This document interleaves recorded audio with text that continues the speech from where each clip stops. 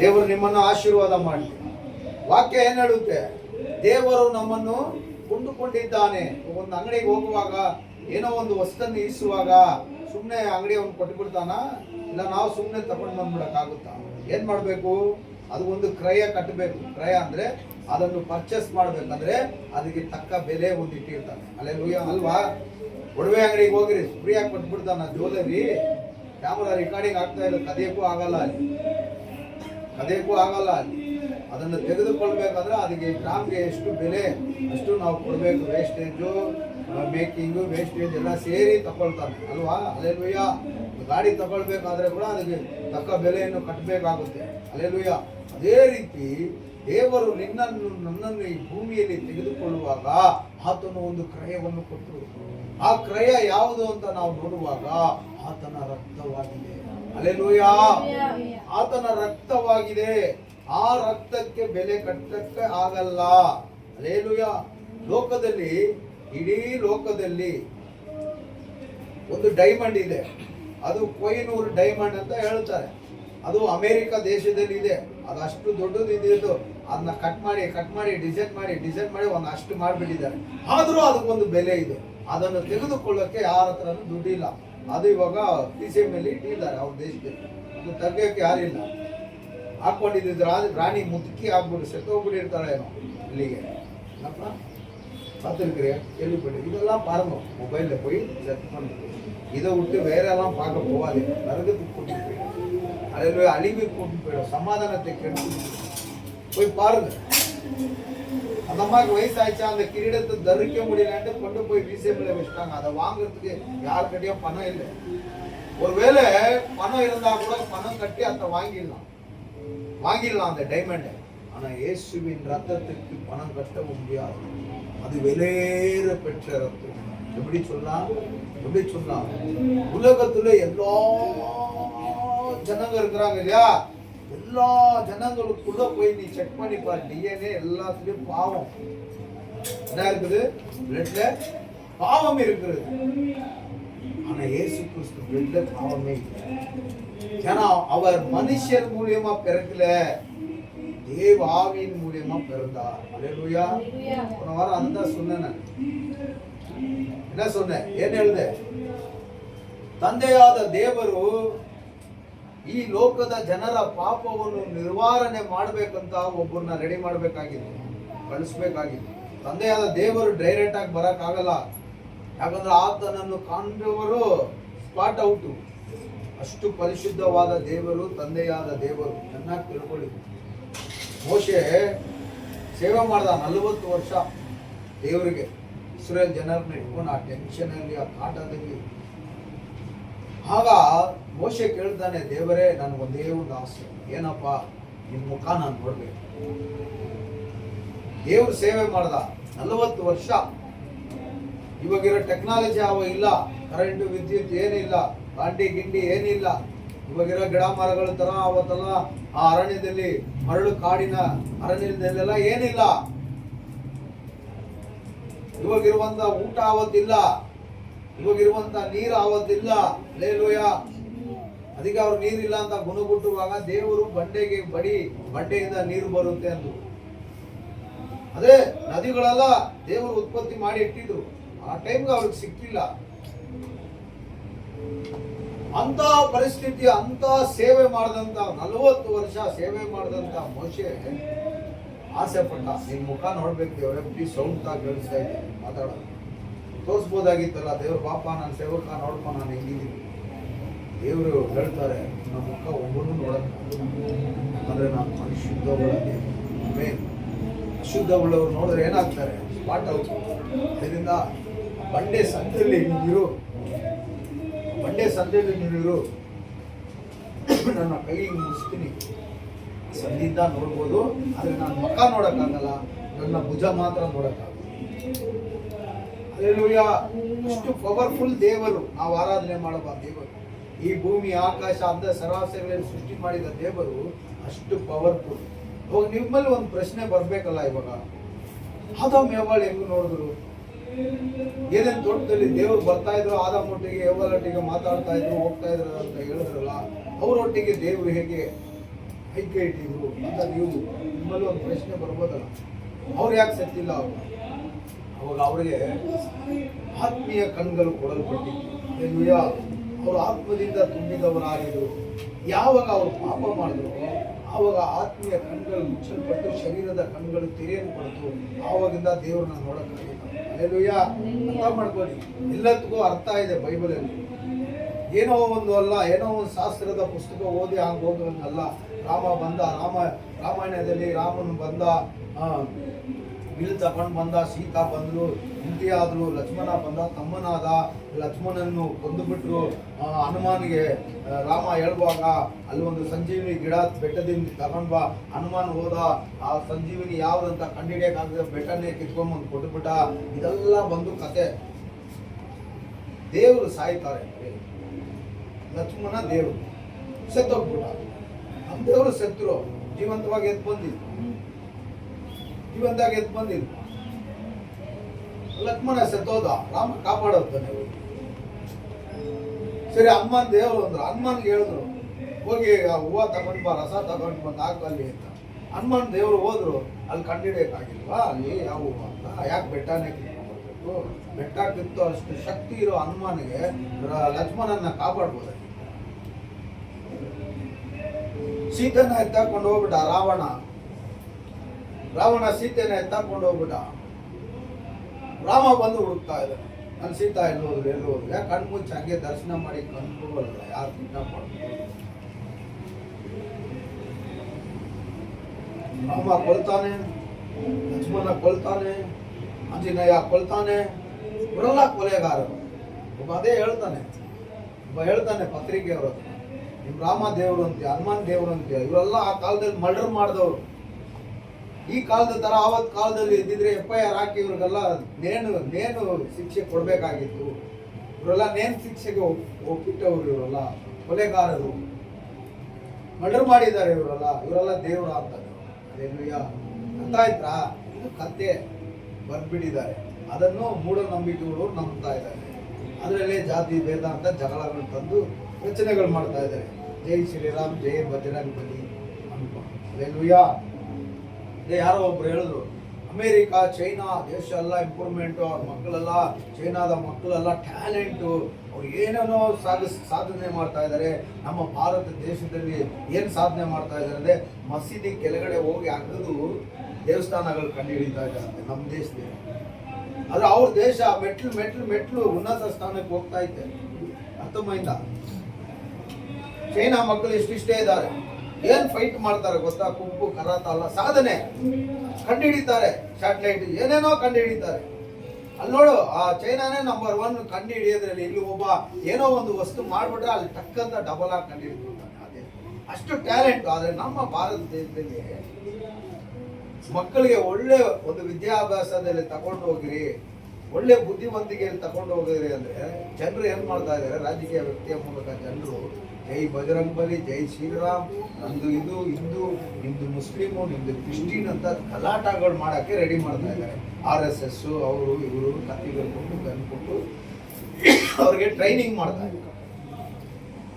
Hallelujah. ಇದು ಕತೆಗಳು, ಇದೆಲ್ಲ ಅಳಿವಿನ ಕಾರ್ಯ. ನಾವು ನಮ್ಮ ದೇವರು ಕೊಟ್ಟಂತ ರಕ್ತ, ನಮ್ಮ ದೇವರು ಪರಿಶುದ್ಧವಾದ ದೇವರು, ಆ ತಂದೆಯಾದ ದೇವರನ್ನ ಒಬ್ಬರು ನೋಡಕ್ಕಾಗಲ್ಲ. ಆದರೆ ದೇವರು ಈ ಜನರನ್ನು ಪಾಪದಿಂದ ಪರ್ಮನೆಂಟ್ ಆಗಿ ಬಿಡುಗಡೆ ಮಾಡಬೇಕು. ಪ್ರಾಣಿಯ ರಕ್ತದಿಂದ ಆಗ್ತಾ ಇಲ್ಲ. ಮತ್ತೆ ಅವನು ಕಡಿತಾನೆ, ಬಲಿ ಮಾಡ್ತಾನೆ, ಮತ್ತೆ ಹೋಗಿ ಪಾಪ ಮಾಡ್ತಾನೆ, ಮತ್ತೆ ತಗೊಂಡು ಬರ್ತಾನೆ. ಇದು ಪದೇ ನಡೀತಾ ಇದೆ. ಒಂದೇ ಬಲಿಯಿಂದ ಇವರ ಫುಲ್ ಎಲ್ಲ ಪೂರ್ತಿ ಪಾಪವನ್ನು ಸಮಾಪನೆ ಮಾಡಬೇಕು. ಹೇಗೆ ಒಬ್ಬನ ಕಳಿಸ್ಬೇಕು ಹುಡುಕ್ತಾ ಇದ್ದಾರೆ ದೇವರು. ಇವನ್ನ ಸೆಟ್ ಮಾಡೋಣ, ಅವನ್ನ ಸೆಟ್ ಮಾಡೋಣ. ಬಲಿಗಾಗಿ ಬಲಿ ಕುರಿ ಮನುಷ್ಯನಿಗೆ ಬಲಿ ಆಗ್ಬೇಕಂತ ಸೆಟ್ ಮಾಡ್ತಾ ಇದ್ದಾರೆ. ಒಬ್ರು ಸೆಟ್ ಆಗ್ತಾ ಇಲ್ಲ. ಯಾಕೆ ಸೆಟ್ ಆಗ್ತಾ ಇಲ್ಲ? ಎಲ್ಲದರಲ್ಲಿ ಪಾಪ ಇದೆ. ಎಲ್ಲ ಮನುಷ್ಯರಲ್ಲಿ ಪಾಪ ಇದೆ. ಆದಾಮನ ಅವ್ವಾಳಿಂದ ಹುಟ್ಟಿದ ಪ್ರತಿಯೊಬ್ಬರಲ್ಲಿ ಏನಿದೆ? ಪಾಪ ಇದೆ. ಅದಕ್ಕೆ ಪರಿಶುದ್ಧವಾದ ಬಲಿ ಒಂದು ಸೆಟ್ ಆಗ್ತಾ ಇಲ್ಲ. ಮನುಷ್ಯನ ಬಲಿ ಇವಾಗ ನೋಡಿದ್ರು ವಾಕ್ಯ ನೀನೇ ಹೋಗಿ ನರಾವತಾರ ತಗೊಂಡು, ಯಾಕಂದ್ರೆ ಭೂಮಿಯಲ್ಲಿ ಒಬ್ಬನೂ ಪರಿಶುದ್ಧ ಇಲ್ಲ, ನಾನು ಮಾತ್ರನೇ ಪರಿಶುದ್ಧ ಅಂತ ತಂದೆಯಾದ ದೇವರು ತಿಳಿದುಕೊಂಡು ತನ್ನ ವಾಕ್ಯವಾದನ್ನ ನರಾವತಾರದಲ್ಲಿ ಭೂಮಿಗೆ ಕಳಿಸಿದ. ಆಮೇಲೆ ಹೀಗೆ ಯೋಹಾನ 1ನೇ ಅಧ್ಯಾಯದಲ್ಲಿ ಪರ್ಫೆಕ್ಟ್ ಆಗಿ ಕೊಟ್ಟಿದ್ದಾರೆ. ದಿನ ರಂಜಾನ್ ಟೈಮಲ್ಲಿ ಇದೆ, ರಂಜಾನ್ ಟೈಮಲ್ಲಿ ಪ್ರೊಜೆಕ್ಟ್ ಟೌನಲ್ಲಿ ನಾವು ಊಟ ಮಾಡೋಕ್ಕೆ ಅಂತ ಹೋದ್ರಿ, ಸ್ಪೆಷಲ್ ಫುಡ್ಡು ತಿನ್ನಕ್ಕೆ. ಅವಾಗ ಬರೋವಾಗ ಅಲ್ಲಿ 4 ಮುಸ್ಲಿಮ್ಸ್ ಅವರು ಬೈಬಲ್ ಎಲ್ಲ ಇಟ್ಕೊಂಡು ಕುರಾನ್ ಎಲ್ಲ ಇಟ್ಕೊಂಡು ಸುವಾರ್ತೆ ಸಾರ್ತಾ ಇದ್ದಾರೆ. ಅವರು ಅಲ್ಲನ ಬಗ್ಗೆ ಅಂದರೆ ಯೆಹೋವ ದೇವರನ ಬಗ್ಗೆ, ನಮ್ಮ ದೇವರೇ ಅಲ್ಲ, ಯೇಸುನ ಬೇಡ ಅಂತಾರೆ. ಮೇನ್ ಯೇಸುನ ಬೇಡ ಅಂತ ಇದ್ದಾರೆ, ಸುವಾರ್ತೆ ಸಾರ್ತಾ ಇದ್ದಾರೆ. ನಾವು ಹೋಗಿ ಸಿಕ್ಕಾಕೊಂಡ್ಬಿಟ್ಟು ನಮ್ಮ ಹತ್ರ ಸಾರು ಅವ್ರು ಕೇಳೋ ಒಂದೊಂದು ಪ್ರಶ್ನೆಗೂ ನಾನು ಉತ್ತರ ಕೊಟ್ಕೊಂಡು ಬಂದೆ. ನಾವು ಅದೇನೆ, ತಂದೆಯಾದ ದೇವರನ್ನ ನಾವು ಸ್ವೀಕರಿಸ್ತೀವಿ. ನೀವು ಅಲ್ಲ ಅಂತೀವಿ, ನಾವು ಯೆಹೋವ ಅಂತೀವಿ, ಪಿತಾ ಅಂತೀವಿ, ತಂದೆ ಅಂತೀವಿ. ನೀವು ಅಲ್ಲ ಅಂತೀರಾ. ನೀವು ಹಿಂಗೆ ಅವ್ರು ಕೇಳೋ ಒಂದೊಂದು ಮಾತುಗೂ ಹಳೆ ಒಡಂಬಡಿಕೆಗೂ ಉತ್ತರ ಕೊಟ್ಕೊಂಡ್ ಬಂದೆ. ಅಬ್ರಹಾಮನ ಸಂತತಿ, ನೀವು ಆಗಾರಲ್ಲಿ ಹುಟ್ಟಿದಂತ ಸಂತತಿ. ದೇವರು ಯೇಸು ಸ್ವಾಮಿ, ಸಾರಾಳಲ್ಲಿ ಹುಟ್ಟಿದಂತ ಈಸಾಕನ ಸಂತತಿ ಯೇಸು ಸ್ವಾಮಿ. ನಾವು ಯೇಸು ಸ್ವಾಮಿಯನ್ನು ನಂಬ್ತೀವಿ, ನೀವು ನಂಬಲ್ಲ. ಹೌದು, ಅಲ್ಲ ಒಬ್ಬರೇ ಅಲ್ವಾ, ನಾನು ಅಲ್ದಿರ ಬೇರೆ ದೇವರೇ ಇಲ್ಲ ಅಂತಾನೆ ನಿಮಗೆ ಅಂತ ಅವ್ರು ನನಗೆ ಹೇಳಿದ್ರು. ಹೌದು, ನಾವು ಅದೇ ತಾ ಹೇಳ್ತೀವಿ. ಮತ್ತೆ ನೀವು ಪರಿಶುದ್ಧಾತ್ಮ ಅಂತೀರಾ, ಯೇಸು ಕ್ರಿಸ್ತರು ಅಂತೀರಾ, ತಂದೆಯಾದ ದೇವರು ಅಂತೀರಾ, ಮೂರು ಒಬ್ಬರು ಆಗ್ಬಿಟ್ರಲ್ಲ ಅಂತಾರೆ ಅವರು. ಆದ್ರೆ ನಾನು ಹೇಳ್ತೀನಿ, ನಾನು ಒಬ್ಬನೇ 3 ವಿಧವಾದ ಕಾರ್ಯಗಳನ್ನು ನಡೆಸ್ತೀನಿ, ಆದ್ರೆ ನಾನು 3 ಅಲ್ಲ, ನಾವು ಒಬ್ಬನೇ ಅಲ್ವಾ ಅನ್ನುವಾಗ ಒಂದೊಂದು ಪ್ರಶ್ನೆಗೂ ಉತ್ತರ ಕೊಟ್ಕೊಂಡೇ ಬಂದೆ. ಲಾಸ್ಟ್ ಅಲ್ಲಿ ಕಂಡು ಹಿಡಿದ್ಬಿಟ್ರು ನಾನು ಯಾರಂತ. ನೀವು ಪಾಸ್ಟ್ರಾ ಅಂದ್ಬಿಟ್ಟು ಹೇಳಿ, ಇಲ್ಲೇ ಇದ್ದಾರೆ ರೈನಾ ಇವೆಲ್ಲ ಇದ್ದಾರೆ. ಹೌದು, ನಾನು ಚರ್ಚ್ ಪಾಸ್ಟರ್ ಅಂದ್ಬಿಟ್ಟೆ ನನ್ನ ಹತ್ರ ಮಾತಾಡೋದು ಸರಿ, ಮಾತಾಡಿಲ್ಲ ಜಾಸ್ತಿ. ನಾನೇನಂದೆ, ನನಗೆ ಇಷ್ಟ ಆಗುತ್ತೆ ಕುರಾನ್ ಓದೋಕ್ಕೆ, ಕನ್ನಡದ ಟ್ರಾನ್ಸ್ಲೇಟ್ ಇದೆ, ಒಂದು ಕೊಡಿ ಅಂತ ಕೊಟ್ಟರು. ದುಡ್ಡು ಬೇಡ ತಗೊಳ್ಳಿ ಪಾಸ್ಟರ್. ಅದೇ ಥರ ಇಂಗ್ಲೀಷಲ್ಲಿ ಕೊಡಿ, ತಮಿಳಲ್ಲಿ ಕೊಡಿ ಅಂತ 3 ಇಸ್ಕೊಂಡ್ಬಂದ್ರಿ. ಅಲ್ಲೆಲ್ಲೂಯ್ಯ. ಏನಕ್ಕೆ ಹೇಳ್ತಾ ಇದ್ದೀನಿ ಹೇಳಿ, ಏನಕ್ಕೆ ಹೇಳ್ತಾ ಇದ್ದೀನಿ, ಇದು ಏನಕ್ಕೆ ಹೇಳ್ದೆ ಹೇಳಿ.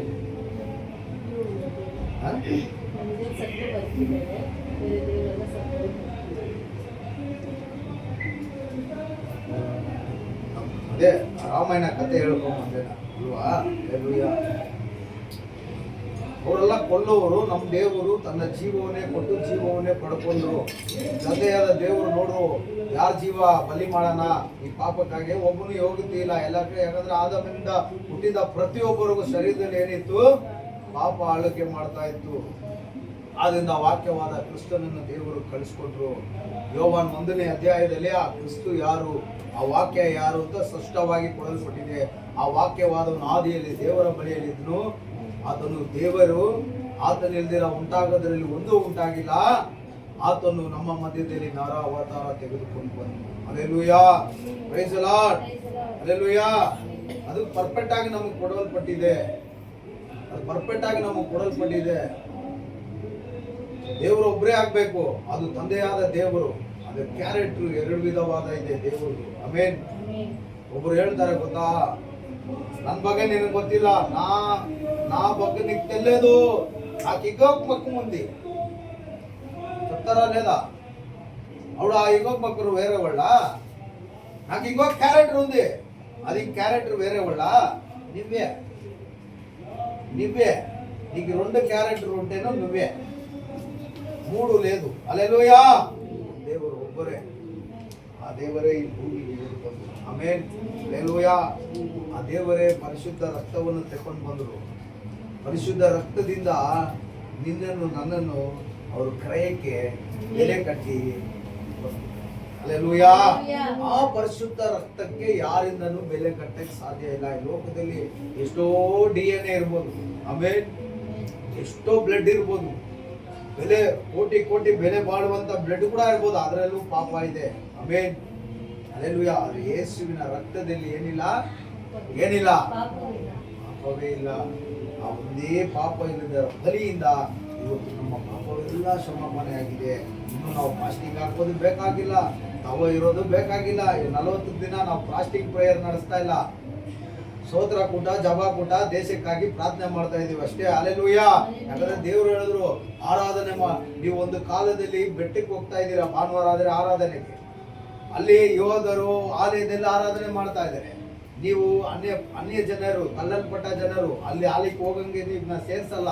ನೀವು ಕೀಳ್ ಜಾತಿಯವರು. ಅದಕ್ಕೆ ನೀವೇನ್ ಮಾಡ್ತೀರಾ, ಬೆಟ್ಟದ ಕಡೆ ಹೋಗಿ ಪ್ರಾರ್ಥನೆ ಮಾಡ್ಬಿಟ್ಟು ಬರ್ತೀರಾ. ಆದ್ರೆ ಒಂದು ಕಾಲ ಬರುತ್ತೆ, ಎನಿ ಟೈಮ್ ದೇವರನ್ನು ಆರಾಧನೆ ಮಾಡೋ ದಿನ ಬರುತ್ತೆ. 6 ದಿನ ಅನ್ನೋದು ಹಳೆ ಒಡಂಬಡಿಕೆ, ಎನಿ ಟೈಮ್ ಪ್ರಾರ್ಥನೆ ಅನ್ನೋದು ಹೊಸ ಒಡಂಬಡಿಕೆ. ಹಲ್ಲೆಲೂಯಾ. ಹಳೆ ಒಡಂಬಡಿಕೆ ಮೋಶೆ ಮೂಲಕ ಕೊಡಲ್ಪಟ್ಟಿದ್ದು, ಆದ್ರೆ ಹೊಸ ಒಡಂಬಡಿಕೆ ಯಾರ ಮೂಲಕ ಕೊಡಲ್ಪಟ್ಟಿದ್ದು? ಹೆಂಗ ನಾವು ತಿಳ್ಕೊಬಹುದು? ಓದಿ, ಯೋವಾನ್ 1ನೇ ಅಧ್ಯಾಯ 17ನೇ ವಚನ ಓದಿ. ಧರ್ಮಶಾಸ್ತ್ರವು ಮೋಶೆಯ ಮುಖಾಂತರ, ಯಾರ ಮೂಲಕ? ಆ ಧರ್ಮಶಾಸ್ತ್ರ ಅಂದ್ರೆ ಏನು? ಹಳೆ ಒಡಂಬಡಿಕೆ. ಹಳೆ ಒಡಂಬಡಿಕೆ ಮೋಶೆಯ ಮೂಲಕ ಕೊಡಲ್ಪಟ್ಟಿದ್ದು. ಕೃಪೆಯು ಸತ್ಯವು ಯೇಸು ಕ್ರಿಸ್ತನ ಮುಖಾಂತರ ಕೊಡಲ್ಪಟ್ಟಿತ್ತು. ಕೃಪೆಯು ಸತ್ಯವು. ಕೃಪೆ ಅಂದ್ರೆ ಏನು? ಕೃಪೆ ಅಂದ್ರೆ ಏನು? ಕೃಪೆಯೇ ಕೃಪೆಯೇ ಅಂತ ಆಡ್ತೀವಲ್ಲ, ಎಲ್ಲ ನಿನ್ನ ಕೃಪೆಯೇ ಅಂತ. ಕೃಪೆ ಅಂದ್ರೆ ಏನು? ಕೃಪೆ ಹೇಳ್ರಿ, ಯಾರ್ಗನ ಗೊತ್ತಿದ್ರೆ ಹೇಳ್ರಿ. கிருபை என்ன? கிருபையால் நிலை நிற்கிறோ பாடுறோமா? கிருபை இல்லாம வாழ பாடுறோமா? கிருபைனா என்ன? ಕೃಪೆ ಅಂದ್ರೆ ಏನು? ಹಲ್ಲೆಲೂಯಾ. ಕೃಪೆ ಅಂದ್ರೆ ನಾನೇನು ಮಾಡಿಲ್ಲ, ನನಗಾಗಿ ಒಬ್ಬರು ಎಲ್ಲವೂ ಮಾಡಿ ಮುಗಿಸ್ತಿರಲ್ಲ, ಅದೇ ಕೃಪೆ. ಹಲ್ಲೆಲೂಯಾ. ನೀನು ನಾನು ನಿತ್ಯ ಜೀವ ಹೊಂದಬೇಕಂತ ಏನು ಜೀವಕ್ಕಾಗಿ ಏನು ಸಾಧನೆ ಮಾಡಕ್ ಆಗಿಲ್ಲ. ಆದ್ರೆ ಇವತ್ತು ನನಗೆ ನಿತ್ಯ ಜೀವ ಸಿಕ್ಕೈತೆ ಅಂದ್ರೆ ಅದು ಆತನ ಕೃಪೆ. ಹಂಗಂದ್ರೆ ನೀನು ನಾನು ಆ ನಿತ್ಯ ಜೀವಕ್ಕೆ ಏನು ಸಾಧನೆ ಮಾಡಿಲ್ಲ, ಎಲ್ಲಾ ಸಾಧನೆ ಯೇಸು ಸ್ವಾಮಿ ಮಾಡಿ ಅನ್ನ ಫ್ರೀಯಾಗಿ ಗಿಫ್ಟ್ ಆಗಿ ನಮ್ಮ ಕೈಯಲ್ಲಿ ಕೊಟ್ಟಿದ್ದಾರೆ ನೋಡಿ, అదే కృపే. அதுதான் கிருபை, అదే కృప. కృప అంటే నీ చేతిలో నా చేతిలో ఏమి చేసక అవలేదు, దేవుడే చేసి ఫినిష్ చేస్తున్నాడు. అది మనకి ఫ్రీగా చిక్కినది. ఏమి? నిత్య జీవము. నిత్యముగా బతికే జీవము దేవుడు మనకి ఫ్రీగా ఇచ్చినాడు. అదే కృప. హల్లెలూయా. కృపయు సత్య. ಸತ್ಯ ಅಂದ್ರೆ ಸತ್ಯನೇ ಭಾಷೆ. ನಿಮ್ನ ಹಂಗ ಕೇಳಿದ್ರೆ ಹಂಗತಾ ಹೇಳ್ತೀರಾ? ನಾನೇನ್ ಹೇಳಿದೆ? ಸತ್ಯ. ಸತ್ಯ ಅಂದ್ರೆ ಸತ್ಯ. ದೇವರಿಗೆ ಹಲ್ಲೆಲೂಯಾ. ಲೋಕದಲ್ಲಿ ಎಷ್ಟೋ ದೇವರಿದೆ, ದೇವತೆಗಳು ಇದೆ, ಅದೆಲ್ಲ ಸತ್ಯನೇ ಇಲ್ಲ. ಮೊನ್ನೆ ಒಬ್ಬ ಯೂಟ್ಯೂಬ್ ಆಶ್ರಮ ನನ್ನ ಬೈತಾವನೇ ನೋಡಿ, ಯೂಟ್ಯೂಬ್ ಯಾವಾಗ ನೋಡಿ ಎಲ್ಲ ಯೂಟ್ಯೂಬಲ್ಲಿ ನೋಡಿದ್ರೆ ಕಲ್ತ್ಕೊಳಕ್ಕಾಗಲ್ಲ. ಕೆಲವೊಂದು ವಿಷಯಗಳು ಎಲ್ಲ ಯೂಟ್ಯೂಬಲ್ಲಿ ಬೇರೆ ತರ ನೋಟಗಳನ್ನು ನೋಡೋರಲ್ಲ, ಕೆಲವೊಂದು ವಿಷಯಗಳನ್ನು ತಿಳ್ಕೊಳ್ಬೇಕು. ಮೊನ್ನೆ ಒಬ್ಬ ಯೂಟ್ಯೂಬಲ್ಲಿ ಮಾತಾಡ್ತಾನೆ, ಯಾರು? ಹಿಂದೂ बजरंग दलितवने माताड़ताने, भैया अमेरिका में हिंदू देवता नहीं, भगवान नहीं, हनुमान नहीं, रामर नहीं, अमेरिका में नहीं, पाकिस्तान में नहीं, अದೇ ಹೊರ ದೇಶದಲ್ಲಿ ಎಲ್ಲೂ ನಾವು ನೋಡುವಂತ ದೇವರುಗಳೇ ಇಲ್ಲ. ಆದ್ರೆ ನಮ್ಮ ದೇಶದಲ್ಲಿ ಮಾತ್ರ 300 ಮುಕ್ಕೋಟಿ ಇದೆ. ಹೆಂಗೆ ಇದು? ಅವನು ಕೇಳಿದ ಪ್ರಶ್ನೆ, ಅವನೇ ಹಿಂದೂಯಲ್ಲಿ ಬಜರಂಗದಲ್ಲಿ ಎಲ್ಲಿದ್ದಾನೆ, ಅವನೇ ಕೇಳೋ ಪ್ರಶ್ನೆ ನೋಡಿ, ಅವನೇ ಆಶ್ಚರ್ಯ ಆಗ್ಬಿಡೈತೆ. ಬೇರೆ ದೇಶದಲ್ಲಿ ಇಲ್ದಿರ ದೇವರು ನಮ್ಮ ಭಾರತ ದೇಶದ ಮಾತ್ರ ಇಷ್ಟೊಂದಿದೆ. ಹೆಂಗೆ ಇಷ್ಟೊಂದು ಮನುಷ್ಯ ತಂದಿಟ್ಕೊಂಡಿರೋದು? ಇಷ್ಟೊಂದು ದೇವರೇ ಅಲ್ಲ, ಅದು ಮನುಷ್ಯ. ಅದು ಒಂದ್ ವೇಳೆ ಅದು ದೇವರಾಗಿದ್ದಿದ್ರೆ ಎಲ್ಲಾ ದೇಶದಲ್ಲಿ ಇರ್ಬೇಕಾಗಿತ್ತು. ಪಾಕಿಸ್ತಾನಲ್ಲಿ ಕೂಡ ಇರ್ಬೇಕಾಗಿತ್ತು, ಅಷ್ಟು 300 ಮುಕ್ಕೋಟಿ. ಅಮೇರಿಕಾದಲ್ಲಿ ಇರ್ಬೇಕಾಗಿತ್ತು, ಆಸ್ಟ್ರೇಲಿಯಾದಲ್ಲಿ ಇದ್ದಿರ್ಬೇಕು, ಚೈನಾ ದೇಶದಲ್ಲಿ ಕೂಡ ಇದ್ದಿರ್ಬೇಕಾಗಿತ್ತು. ಇಲ್ಲಿರುವ ದೇವರು ದೇವತೆಗಳು ಎಲ್ಲ 300 ಮುಕ್ಕೋಟಿ ಅಂತಾರೆ. ಎಷ್ಟೋ ಸಾವಿರ ಒಂದು ಅನಾನ್ಸ್ಮೆಂಟ್ ಅಲ್ಲಿ ಸಾವಿರಾರು ದೇವತೆಗಳು ಅಂತಾರೆ. ಎಲ್ಲಾ ದೇಶದಲ್ಲಿ ಇರ್ಬೇಕಲ್ಲ, ನಮ್ಮ ಭಾರತ ದೇಶದಲ್ಲಿ ಮಾತ್ರ ಯಾಕಿದೆ ಆ ತರ? ಅವರವರು ಒಂದೊಂದು ದೇವರುಗಳನ್ನ ಸೃಷ್ಟಿ ಮಾಡ್ಬಿಟ್ಟು ಅವ್ರಿಗೆ ಕಲಿಸ್ಕೊಟ್ಬಿಟ್ಟಿದ್ದಾರೆ. ಇದೆಲ್ಲ ನಮ್ಮ ದೇವರು, ಇಂದು ನಮ್ಮದು, ಇಂದು ನಮ್ಮದು ಅಂತ ಒಂದು ವೈರಾಗವನ್ನು ತುಂಬಿಸ್ಬಿಟ್ಬಿಟ್ಟಿದ್ದಾರೆ ರೈಲ್ವೆ ಚಿಕ್ಕದ್ರಿಂದ. Hallelujah, hallelujah.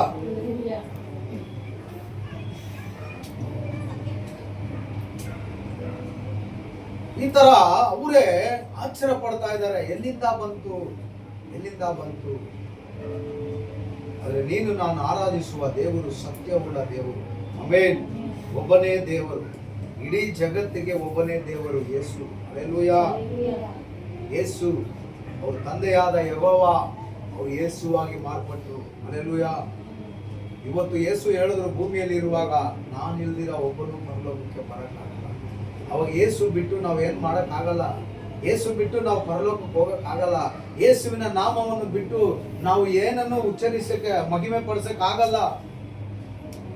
ಆಕಾಶದ ಕೆಳಗೆ ಭೂಮಿಯ ಮೇಲೆ ಆ ನಾಮ ಇಲ್ದಿರ ಬೇರೆ ನಾಮದಲ್ಲಿ ರಕ್ಷಣೆನೇ ಇಲ್ಲ ಅಂತ ಪೌಲನು ಹೇಳ್ತಾನೆ. ಹಲ್ಲೆಲೂಯಾ. ಅದು ಯಾವ ನಾಮ ಅಂದ್ರೆ ಯೇಸು ಕ್ರಿಸ್ತನ ನಾಮ. ಹಲ್ಲೆಲೂಯಾ. ಯೇಸು ಈ ಲೋಕದಲ್ಲಿ ಇರುವಾಗ ಶಿಷ್ಯರನ್ನು ಕರೆದು ಒಂದು ಮಾತು ಹೇಳಿದ್ರು. ಏನ್ ಹೇಳಿದ್ರು? ನೀವು ಹೊರಟು ಹೋಗಿ, ಮತ್ತಾಯ 28:17 ಓದಿ. ಮತ್ತಾಯ 28:17 ಓದಿ.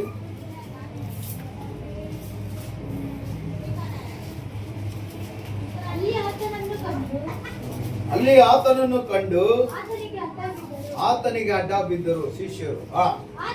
ಆದರೆ ಕೆಲವರು ಸಂದೇಹ ಪಟ್ಟರು. ಯೇಸು ಸತ್ತು 3ನೇ ದಿನ ಜೀವಂತವಾಗಿ ಎದ್ದು ಬರ್ತೀನಿ ಅಂತ ಹೇಳಿದ್ರಲ್ಲ, ಕೆಲವರು ನಂಬಿದ್ರು, ಕೆಲವರು ದೆವ್ವ ಇರ್ಬೋದಾ, ಭೂತ ಇರ್ಬೋದಾ, ಇಲ್ಲ ನಿಜವಾಗ್ಲೂ ಇವರು ಸತ್ರ ಅಂತ ಸಂದೇಹ ಪಡ್ತಾ ಇದ್ದಾರೆ. ಆಗ ಯೇಸು ಹತ್ತಿರಕ್ಕೆ ಬಂದು ಪರಲೋಕದಲ್ಲಿಯೂ ಭೂಲೋಕದಲ್ಲಿಯೂ ಎಲ್ಲ ಅಧಿಕಾರವು ನನಗೆ ಕೊಡಲ್ಪಟ್ಟಿದೆ.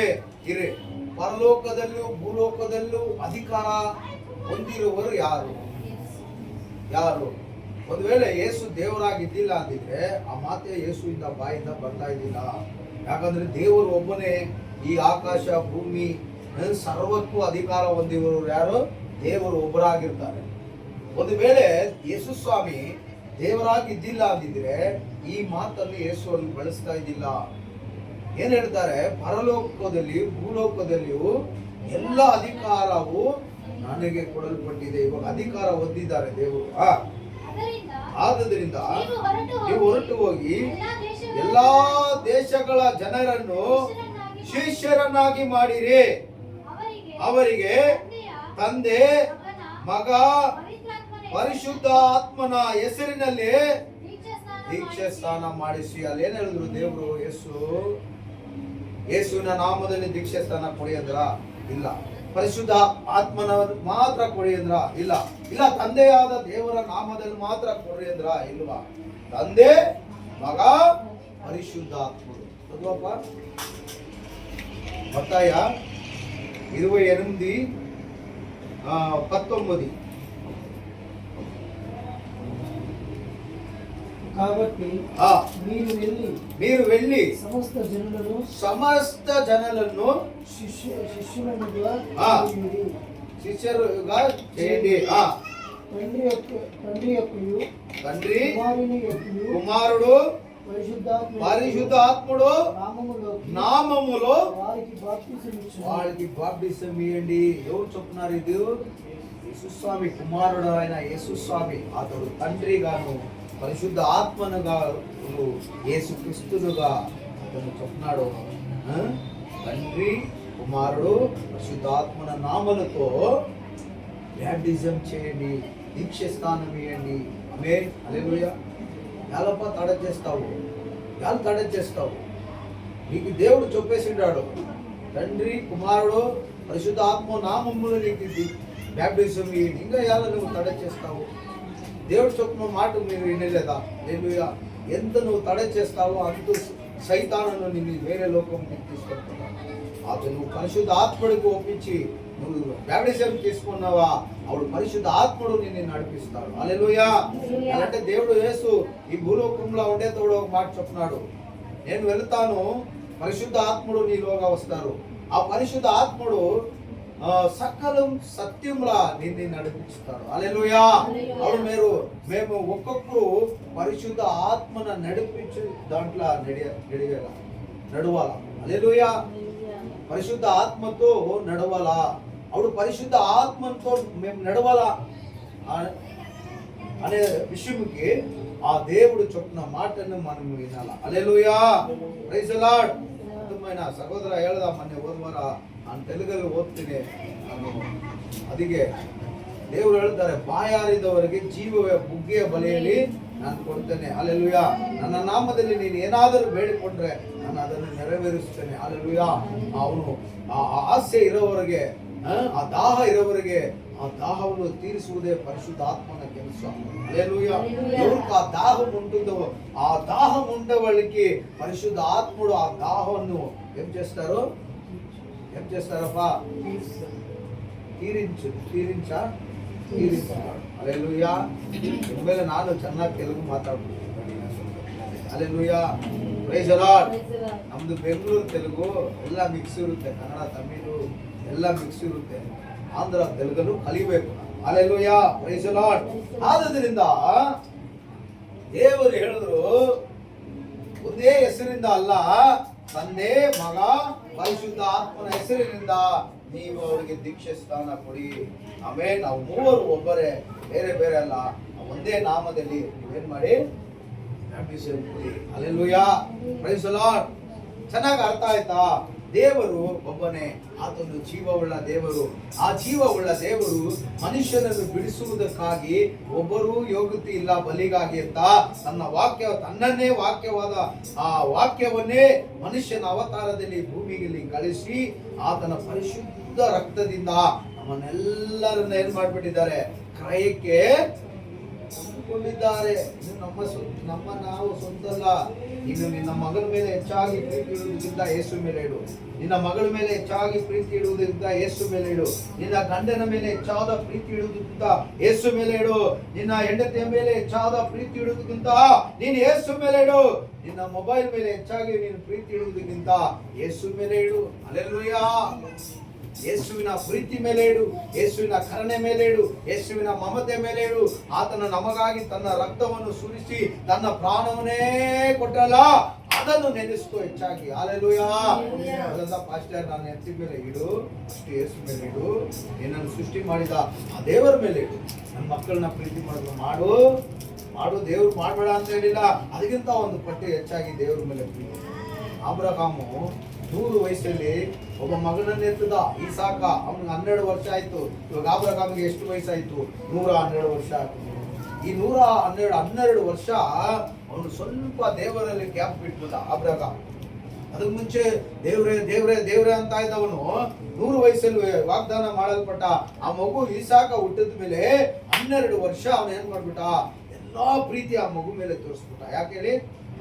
ಸಾಯೋ ವಯಸ್ಸಲ್ಲಿ ನನಗೊಬ್ಬ ಮಗ ಹುಟ್ಟಿದಾನಪ್ಪ ಅಂತ ಎಲ್ಲ ಲವ್ ಆ ಮಗು ಮೇಲೆ ಇಟ್ಟಿರ್ತ. ದೇವ್ರು ಇದು ನೋಡ್ತಾ ಒಂದು ಮಾತು ಹೇಳಕ್ಕೆ ಉರಿ ಬಂದ್ಬಿಡುತ್ತೆ. ಇವಾಗ ಮಕ್ಕಳು ನೋಡ್ತೀವಿ, ಚಿಕ್ಕ ಮಕ್ಕಳು, ನಮ್ಮ ಮಕ್ಕಳು ಒಬ್ರು ಇರ್ತಾರೆ, ಪ್ರೀತಿ ತೋರಿಸ್ತಾ. ಚಾರನ್ಗೆ ತುಂಬಾ ಪ್ರೀತಿ ತೋರಿಸಿದೀವಿ ನಾವು ಮಮ್ಮಿ ಡ್ಯಾಡಿ ಅಂತೆ, ಅವ್ರಪ್ಪ ಅವರಮ್ಮ, ಅಪ್ಪ ಅಮ್ಮ ಅಂತ ಫುಲ್ ಲವ್ ತೋರಿಸ್ಬಿಟ್ಟಿದ್ವಿ. ಇವಾಗ ಅಮ್ಮಗೆ ಮಗು ಹುಟ್ಟಿದ ತಕ್ಷಣ ನಾವು ಚಾರನ್ಗಿಂತ ಒಂದು ಪಟ್ಟಿ ಹೆಚ್ಚಾಗಿ ಅಲ್ಲಿ ತೋರ್ಸಕ್ ಹೋಗ್ತೀವಿ. ಏನ್ ಮಾಡ್ತೀವಿ? ಮೊಮ್ಮಗ ಅಂತ ಬಂದ್ಬಿಡ್ತು ಬಾಯಲ್ಲಿ, ಮೊಮ್ಮಗನಿಗೆ ತೋರ್ಸಕ್ ಹೋಗ್ತೀವಿ. ಹಲ್ಲೆಲೂಯಾ. ಅವ್ರ ಸೈಡಲ್ಲಿ ಒಂದು ಮೆಲ್ಟಾಗ ಸ್ಮೆಲ್ ಬರ್ತಾ ಇರ್ತದೆ. ಹಲ್ಲೆಲೂಯಾ. ಬರುತ್ತಾ ಬರಲ್ವಾ? ಕೋಪ ಬರುತ್ತಾ ಬರಲ್ವಾ? ಅದಿಗೆ ಅಳು ಬರುತ್ತಾ ಬರಲ್ವಾ? ಅದಿಗೆ ಹೇಳ್ರಿ ನೀವೇ, ಬರುತ್ತಾ ಬರಲ್ವಾ? ನಿನ್ನ ನನ್ನ ಸೃಷ್ಟಿ ಮಾಡಿದ ದೇವರು ನಿನ್ನ ನನ್ನ ಯಾವತ್ತೂ ಅವ್ರನ್ನೇ ಮಾತಾಡಬೇಕು, ಯಾವತ್ತೂ ಅವ್ರನ್ನೇ ಬೈಬಲಿಂದ ಧ್ಯಾನ ಮಾಡಬೇಕು, ಯಾವತ್ತೂ ಅವ್ರನ್ನೇ ಹೆಚ್ಚಾಗಿ ಯೋಚನೆ ಮಾಡಬೇಕು ಅಂತ ಆಸೆ ಪಡೋರು. ಹಲ್ಲೆಲೂಯಾ. ನೀನು ಯಾವತ್ತೂ ಮೊಬೈಲ್ನೇ ಆಸೆ ಪಡ್ಕೊಂಡು, ಯಾವತ್ತೂ ನೀನು ಹೆಂಡತಿನೇ ಆಸೆ ಪಡ್ಕೊಂಡು, ಗಂಡನ ಮಕ್ಕಳನ್ನ ಆಸ್ತಿ ಪಾಸ್ತಿ ಒಡವೆ ಬಟ್ಟೆ ಇದನ್ನೇ ಆಸೆ ಪಡ್ಕೊಂಡು ಹೆಚ್ಚಾಗಿರುವಾಗ ಅಲ್ಲಿ ಒಂದು ಕರಗೋ ಸ್ಮೆಲ್ ಬಂದೇ ಬರುತ್ತೆ. ಯಾರು? ದೇವರು ಆ ವಿಷಯದಲ್ಲಿ ಹುಡುಕೊಳ್ಳುವಂಥ ದೇವರು. ಬೈಬಲ್ ಹೇಳಲ್ಪಟ್ಟಿದೆ, ಹುಡುಕೊಳ್ಳುವಂಥ ದೇವರು ಮನುಷ್ಯನ ಆಸೆಗಳಲ್ಲಿ ಸೆಕೆಂಡು ಆ ದೇವ್ರನ್ನ ಬಿಟ್ಟು ಬೇರೆ ದೇವ್ರನ್ನ ಹೋಗಿ ನಾವು ಮುಗಿತಾ ಇದ್ರೆ ಅದರಲ್ಲಿ ಕೋಪ ಮಾಡ್ಕೊಳ್ಳುವಂಥ ದೇವರು ಇನ್ನೂ ಹೆಚ್ಚಾಗಿ ಆತನಿಗೆ ಕೋಪ ಸಿಟ್ಟು ಬಂದ್ಬಿಡ್ತದೆ. ಯಾಕೆ ನಾನು ಒಬ್ಬನೆಲ್ಲ ಸೃಷ್ಟಿಕರ್ತ, ನಿನ್ನ ಸೃಷ್ಟಿ ಮಾಡಿದವ ನಾನು, ನಿನಗೆ ಕಣ್ಣು ಮೂಗು ಬಾಯಿ ಹೀಗೆ ಇರಬೇಕಂತ ನಾನು ಸೃಷ್ಟಿ ಮಾಡಿದೆ. ನಿನ್ನ ಪಕ್ಕ ಎಲ್ಬಿಂದ ಆ ಸ್ತ್ರೀಯನ್ನು ಉಂಟು ಮಾಡಿದ್ದು ನಾನೇ. ಒಂದು ಮದುವೆ ಆಗಿ ಗಂಡ ಹೆಂಡತಿ ನೀವು ನನ್ನ ಬಿಟ್ಟು ಬೇರೆಲ್ಲ ಆಸೆ ಪಡ್ತೀರಾ, ದೇವಸ್ಥಾನಕ್ಕೆ ಹೋಗ್ತೀರಾ, ಮುಗಿತೀರಾ ಅಂತ ಆತನು ತುಂಬಾ ಸಿಟ್ಟೆ ಇರುವಂತ ದೇವರಾಗಿರ್ತಾರೆ. ಅದೆಲ್ಲ ಅರ್ಥ ಆಯ್ತಾರ? ಅರ್ಥ ಆಯ್ತಾರ ಇಲ್ವಾ? ಇಂಜಿಚಮ್ಮ ರೊಟ್ಲೆ ಪೂರ್ವಗಳೆಲ್ಲ ನನ್ನ ಅಪ್ಪ ಅಂತೀನಿ. ಅಪ್ಪ ಹೆಂಗಪ್ಪ ರೊಟ್ಲೆ ಪೂರ್ವಗಳೆಲ್ಲ ಕನವನೆಂದ್ರು ಮನೆಗೆ ಮಾಡಬೇಕು. Hallelujah. Praise the Lord. கணவன் தான் மனைவி தான், கடவுள் தான். Hallelujah. கடவுள் தான். அதான் பார்த்தார் ஆபிரகாம், மகனே உனக்கு இவ்வளோ வயசுல கூட உனக்கு சக்தியே இல்லை, ஆனாலும் பொறுக்கிற அளவுக்கு நான் கிருபை செய்திருக்கேன். அதனால என் மகனை என்ன விட்டு பிறந்தவர்கிட்ட கொஞ்சம் பண்றேன் பலி கொடுத்து. ஆனால் ஆபிரகாம் என்ன பண்ணான்? தேவன் மேலே இருந்த விசுவாசத்தை இழந்து போய் தேவன் சொன்ன உடனே கொண்டு போயிட்டான். அல்லேலூயா. தேவன் சொன்ன உடனே அதெல்லாம் அழுந்திருப்பான்னு நினைக்கிறேன், பைபிள்ல கொடுக்கல. ஐயோ ஆண்டவரே அப்படிலாம் இருக்குமா என்னான்னு தெரியல. ஆனா ஆண்டவர் சொன்னாரு, உங்க பண்ற இருவா அட்டு. ஆனா அவன் விசுவாசத்தை எழுந்து போல, இந்த விசுவாசத்துக்குள்ள போனான். ஆண்டவர் ஈசாக்கு கொடுக்கும்படி பலி கொடுக்கும்படி தடுத்துட்டான். அல்லேலூயா. Praise the Lord. நல்லவர் ஆண்டவர், நல்லவர் சொல்லுவோமா? ఎడన ఎలా సేరి అందరూ చెప్తామా? దేవుడు మంచివాడు, ஆண்டவர் நல்லவர், அவர் கிருபை என்றும் உள்ளது. அந்த கிருபை தான் இயேசு, சத்தியம் தான் இயேசு. அவர் மெய்யானவர், அவர் உண்மை உள்ளவர். அவர் மனிதர்கள் மேலே, மனுஷர்கள் மேலே இரக்கம் காட்டுகிறவர். அல்லேலூயா, அல்லேலூயா, அல்லேலூயா. அப்போ பழைய ஏற்பாடு மோசையின் மூலமா கொடுக்கப்பட்டது, புதிய ஏற்பாடு கிருபையும் சத்தியம் உள்ள இயேசு மூலமா கொடுக்கப்பட்டது என்று வேதம் சொல்லுகிறது. இன்னைக்கு அந்த பழைய ஏற்பாடு புதிய ஏற்பாடு வித்தியாசத்தை தான் நம்ம பார்க்க என்ன இருக்கிறோம், கூடி இருக்கிறோம். Hallelujah. Praise the Lord. Yesu பழைய ஏற்பாடை மாத்துறார், புதிய ஏற்பாடு கொண்டு வரார். அப்படின்னா எப்படி சொல்லலாம்? இப்போ ஒரு காலத்துல காங்கிரஸ் பாரத தேசத்தை காங்கிரஸ் ஆளுகை செஞ்சிருந்தாங்க. காங்கிரஸ் அதிகாரத்துல இருந்தது ஒரு காலத்துல. அவங்க ஒரு சிஸ்டம் கொண்டு வந்திருந்தாங்க தேசத்துல ஒரு சிஸ்டமை கொண்டு வந்திருந்தாங்க. ஒரு சிஸ்டம்னா மக்கள் இப்படிதான் வாழணும், மக்களுக்கு இதெல்லாம் கொடுக்கப்படணும், ரேஷன் கொடுக்கப்படணும், அரிசி கொடுக்கப்படணும், பருப்பு கொடுக்கணும், ஒரு சிஸ்டம் இருந்தது. புரியுதுங்களா? ஒரு சிஸ்டம் வச்சிருந்தாங்க. பாரத தேசத்துக்கு ஒரு சிஸ்டமா இருக்கு. இப்போ பிஜேபி உக்காந்து இருக்கு, சென்ட்ரல் ஸ்டேட் விட்டுருக்காங்க. ஸ்டேட் காங்கிரஸ் தான் இருக்குது. சித்தராமையா முக்கியமந்திரியா இருக்காங்க. ஃபுல்லு சென்ட்ரலுக்கு மோடி அமித்ஷா இருக்கிறாங்க. பிஎம் மோடி இருக்கிறாரு, அவர் அசிஸ்டன்ட் அமித்ஷா இருக்கிறாரு. இருக்கட்டும். இப்போ எல்லா ஆளுகை யார் கையில இருக்குதுன்னா பிஜேபி கையில இருக்குது. அல்லேலூயா. இப்போ இந்த பிஜேபி காரங்க காங்கிரஸ் கொண்டு வந்து சிஸ்டமை மாத்திட்டாங்க. சொல்ல போனா காங்கிரஸ் நல்ல சிஸ்டம் தான் இருந்துச்சு, பிஜேபி சிஸ்டமை மாத்தி விட்டுச்சு. அப்படின்னா கலவரம், ஜனத்துக்கு விரோதமா ஜனம், ராஜ்யத்துக்கு விரோதமா ராஜ்யம், பாஷ்யத்துக்கு விரோதமா பாஷ்யம், கடவுளுக்கு விரோதமா கடவுள் மாதிரி பிஜேபி காரன் ஆர்எஸ்எஸ் காரன் என்ன பண்ணிட்டான்? கலவரத்தை உண்டாக்கிட்டான்.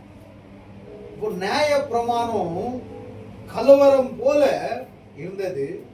காங்கிரஸ் கலவரம் இல்லாத மாதிரி சிஸ்டம் கொண்டு வந்தது. இப்போ பழைய ஏற்பாடு கலவரத்தின் போல. கலவரம் என்ன சொல்லுங்க? சண்டைங்க, கொலைகள், கொலைகள், சண்டைகள், ஒருத்தனை பார்த்தா ஒருத்தனை காவாது, யுத்தங்க, இப்படி இருந்துச்சு நியாயப்பிரமாணம். ஆனா புதிய ஏற்பாடு அப்படி இல்லை. சண்டை வாண்டாம், உனக்கு ஜனத்துக்கு விரோதமா ஜனம் வாண்டாம். இந்த புதிய ஏற்பாடு இப்படி சிஸ்டம் இயேசு கொண்டு வந்தார். பழைய ஏற்பாடும் தேவன் தான், புதிய ஏற்பாடும் தேவன் தான். பழைய ஏற்பாடு ஒரு மனுஷன் மூலியமா கொடுக்கப்பட்டது.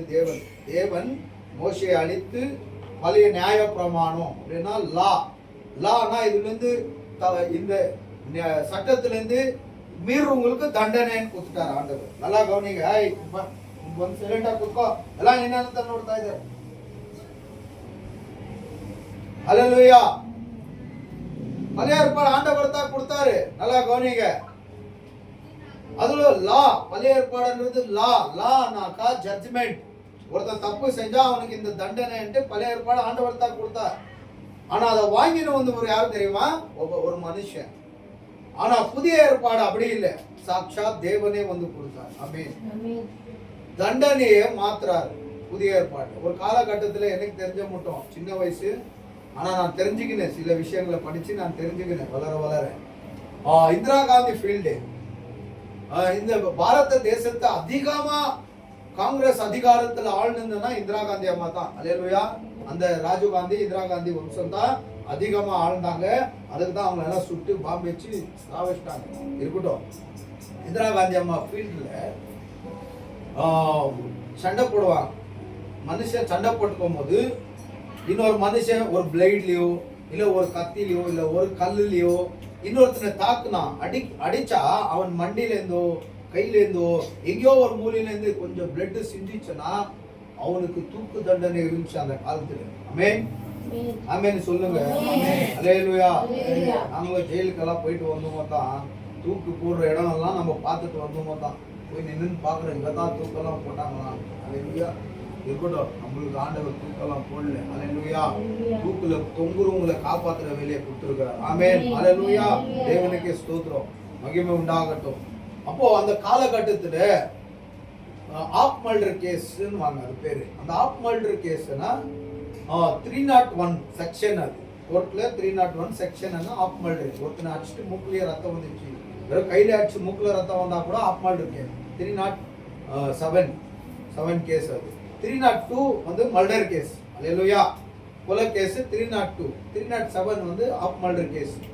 அவன் மூக்குல இருந்தோ வாயில இருந்தோ ஏதோ ஒரு தாக்குதல் நடக்கும்போது வந்துச்சுன்னா அவனை அரெஸ்ட் பண்ணாங்கன்னா அடிச்சவனுக்கு அப்போ தூக்கு தண்டனை இருந்துச்சு. ஆனா இந்திரா காந்தி அம்மா பார்த்தாங்க அந்த காலகட்டத்தில் அவங்க தான் பாரத தேசத்தை ஆழ்ந்து நின்றாங்க. ஆமென். பிரதானி மந்திரியா பிஎம்மா அவங்க தான் இருந்தாங்க. அல்லேலூயா. அவங்க பார்த்தாங்க, சும்மா சண்டை போட்டுக்குவாங்க, கோவத்துல சண்டை போட்டுக்கிறவங்களுக்கெல்லாம் தூக்கு தண்டனை கொடுத்துட்டா எப்படி? அவன் அடிப்பான், ஒரு அடி அடிக்கும் போது ரத்தம் வந்துடுவோம், ஏதோ பிளேட்ல அறுத்துருவான். இதுக்கெல்லாம் போய் நம்ம தூக்கு தண்டனை போட்டு மனுஷர்களை சாவடிச்சுட்டு இருந்தா அவன் மனுஷன். அப்பெல்லாம் மனுஷ சாதி கம்மி தான் இருந்துச்சு பாரத தேசத்துல. எந்த இம்ப்ரூவ்மெண்ட்டும் இல்லை. ஜனங்க இருந்தா எல்லாம் இம்ப்ரூவ்மெண்ட் ஆகும். ஜனமே இல்லைன்னா என்ன இம்ப்ரூவ்மெண்ட் ஆகும்? தேசம் உண்மையா இம்ப்ரூவ்மெண்ட் ஆகாது. அல்லேலூயா. Praise the Lord. அப்போ அந்த அம்மா பார்த்து அந்த கானூனை அந்த லாவை அந்த பிரமாணத்தை மாத்தினாங்க. என்ன மாத்தினாங்கன்னா, கொலை செய்கிறவருக்கும் சரியான ப்ரூஃப் வந்தாக்கா, சரியான ப்ரூஃப் வந்தா அவங்களுக்கு தூக்கு தண்டனை. சாட்சி விட்னஸ் இல்லைன்னா தூக்கு தண்டனை இல்லை, 18 வருஷம் அவங்களுக்கு ஜெயில் தண்டனை. ஆப் மர்டர் வந்துச்சுன்னா அவங்களுக்கு தண்டனை தூக்கு தண்டனை இல்லை, 18 வருஷம் ஜெயில் தண்டனை என்று லாவை மாத்தினாங்க. அல்லேலூயா. புரியுதா? அவன் மரணத்திலிருந்து அவன் சின்ன தப்பு செய்யறதுனால அவன் மரணம் அடையணுமா இருந்துச்சு. சின்ன தப்பு மனுஷன் தப்பு செய்யாத இருந்துருவானா? செஞ்சே செய்வான். மனுஷனுடைய ஜன்மமே அதுதான். மூல தாய் தகப்பனுடைய ஜன்மமே அதுதான். தேவன் முகமுகமா வந்து சொல்லி கூட அவன் பாவம் செஞ்சுட்டான். முகமே தெரியாத தேவன் நம்ம பார்க்காம பாவம் செய்யாத இருக்க முடியுமா? முகமுகமா சொல்லியே பாவம் செஞ்சுட்டாங்க. பைபிள்ல இருந்து சொன்னா நம்ம பாவம் செய்யாத இருந்துருவோம்ப்பா. இல்லையா? எப்படியோ பாவம் செஞ்சேன்னா அங்கத்துலேருந்து வந்தும் அங்கத்துலேருந்து பொருந்து வந்தும் அந்த பாவம் அப்படியே கண்டினியூ ஆயினே இருக்கும். மண்ணுக்கு பொருந்துட்டோம். புரிஞ்சுக்கிங்க. அல்லேலூயா. அப்போ அந்த அம்மா யோசிச்சாங்க, கோவத்திலயோ ஏதோ ஆபசத்திலயோ ஏதோ ஒன்று நடந்துருது ஹாஸ்பிட்டல், அதுக்கு போய் தூக்கு தண்டனை போடணுமான்ட்டு எல்லா லாவை என்ன பண்ணிட்டாங்க, மாத்திட்டாங்க. தூக்கு இல்லை, அவன் மரணத்திலேருந்து அவனை என்ன பண்ணிட்டாங்க, அப்போ ஜீவனுக்கு கொண்டு போயிட்டாங்க. அவங்க மரணத்திலேருந்து அவன் சிக்ஷை அனுபவிக்கணும், ஆனா அவனுக்கு மரண தண்டனை இல்லை. அல்லேலூயா. அதே போல இந்த பழைய உடன்படிக்கை, ஒரு மனுஷன் தப்பு செய்தா அவனுக்கு ஒரு லா கொடுக்கப்பட்டிருந்தது. அந்த லா மூலியமா அவன் செஞ்ச தப்புக்கு சரியான தண்டனை என்று வேதம் சொல்லுகிறது. ஆனா கிருபை சத்தியம் அப்படி கிடையாது. அதே தேவன் தான், அதே போட்டு தள்ள தேவன் தான். நல்லா புரிஞ்சுக்குங்க. ஆண்டவர் யாரையும் சாகடிக்கல, ரொம்ப நல்லவர் அவர். ஆதாம் ஏவாள் பாவம் செஞ்சாங்க, நீ நான் இருந்தா என்ன பண்ணிருப்போம்? அவன் பாவம் இவ்வளவு சொல்லி கூட அவன் மகன்களை செஞ்சுட்டு இருக்கிறீங்களே அப்படின்ட்டு நீ நான் இருந்தா என்ன பண்ணிருப்போம்? ஒரு கொம்போ ஒரு ஜாட்டியோ வீட்டை எடுத்து சரியா பொழுது கட்டியிருக்க மாட்டோமா? இவ்வளவு ஒரு சிஸ்டம் கொலாசல் பண்ணிருக்கிறீங்களே, நான் ஒரு திட்டத்தை போட்டு ஒரு சிஸ்டம் ஒரு வட்டாரத்தை போட்டு அதை கொலாசல் பண்ணிட்டீங்கன்னு கோபத்துல என்ன பண்ணிருப்பேன்? அடிச்சிருப்ப சாகடிச்சிட்டு. ஆனா ஆண்டவர் பாருங்க, ரொம்ப நல்லவர். அவர் அப்படியெல்லாம் பண்ணல, அவர் அப்படியெல்லாம் பண்ணல. எங்க இவன் சரீரத்துல பாவத்தை வச்சுக்கின்னு போய் அந்த நித்திய ஜீவனுடைய கனியை சாப்பிட்டுட்டானாக்கா, இவனுக்கு பொறுக்குறவங்க எல்லாம் பாவிகளாக இருந்து சாவாமல் வாழ்ந்துருவாங்களே. அந்த பழத்தை சாப்பிட்டா, நித்திய ஜீவனுடைய கனியை சாப்பிட்டா அவனுக்கு மரணமே இல்லை. ஆனா இவன் ஆல்ரெடி பாவத்தின் கனியை புசித்துட்டான், சாப்பிட்டுட்டான். இவனுக்குள்ள என்ன வந்துச்சு? பாவம் வந்துச்சு. ஆண்டவர் அவனை படிக்கும் போது ஒரு வார்த்தை சொன்னார், எல்லா கனியின் விருட்சத்தை நீ சாப்பிடலாம், தாராளமா நீ புசி சாப்பிடு எல்லாம். அப்படின்னா அந்த நித்திய ஜீவனுக்கு பொதுவாரு அதை கூட நீ சாப்பிடுன்னு தான் சொன்னாரு. ஆனா நன்மையும் தீமையும் அறிகிற அந்த கனியை நீ சாப்பிடாத, அதெல்லாம் விட்டுட்டு போய் ஆப்போசிட்டா சாப்பிட்டான். பிசாசுடைய வார்த்தைக்கு கட்டுப்பட்டு இவனும் அவரை கொண்டாடி. இப்ப ஆண்டவர் பார்த்தாரு, இவனை தண்டிக்கல, இவனை கொல்லல ஆண்டவர். இவன் ஒருவேளை இவனுக்குள்ள பாவத்தை வச்சுன்னு போய் நித்திய ஜீவனுடைய கனியை புசித்துட்டானா, நித்திய ஜீவ சாவே இல்லை இவனுக்கு, ஆனா பாவம் இருக்கும். இவனுக்கு பொறுக்கிறவனுக்கும் பாவம் இருக்கும், அவனுக்கும் சாவே இல்லை. அப்ப நினைச்சு பாருங்க உலகம் என்ன இருக்கும் இன்னைக்கு. அந்த அப்படியே இருந்துட்டு இருந்தா இன்னைக்கு இந்த உலகம் என்ன இருக்கும்? கொஞ்சம் யோசிங்க. 1000 பேர் சாவறான், 1000 பேர் பொறுக்கிறான். இப்படி இருக்கிற நாட்டிலேயே ரோட்ல நடக்க முடியல, குடிக்கிற தண்ணி இல்லை, சோத்துக்கு பஞ்சம், இப்படியெல்லாம் நடந்து இருக்குது. ஒருத்தனுக்கும் மரணமே இல்லைன்னா கொஞ்சம் யோசனை பண்ணி பாருங்க, சாப்பாட்டுக்கு என்ன ஆயிருக்கும்? தேசம் எப்படி இருந்திருக்கும்? திருடுனுங்கோ, கொலைகாரனுங்கோ, விபச்சாரம் செய்யறவனுங்கோ, ரேப் பண்றவனுங்கோ, கொள்ளை அடிக்கிறவனுங்கோ, இவங்கெல்லாம் அப்படியே இருந்திருப்பானுங்கோ. அப்ப நினைச்சு பாருங்க, எவ்வளவு கொலை நடக்கும், எவ்வளவு விபச்சாரம், எவ்வளவு கற்பழிப்பு, எவ்வளவு கொள்ளைகள், திருட்டுகள். கொஞ்சம் யோசனை பண்ணி பாருங்க. இதுதான் ஆண்டவர் யோசிச்சார். ரொம்ப நல்லவர். இதை சாப்பிட்டுட்டானாக்கா இவனுக்கு பொறுப்புலாம் பாவம் செஞ்சுன்னு உயிரோட இருப்பாங்களே, ஒழுங்கு என்ன ஆண்டவர் என்ன பண்ணிட்டாரு?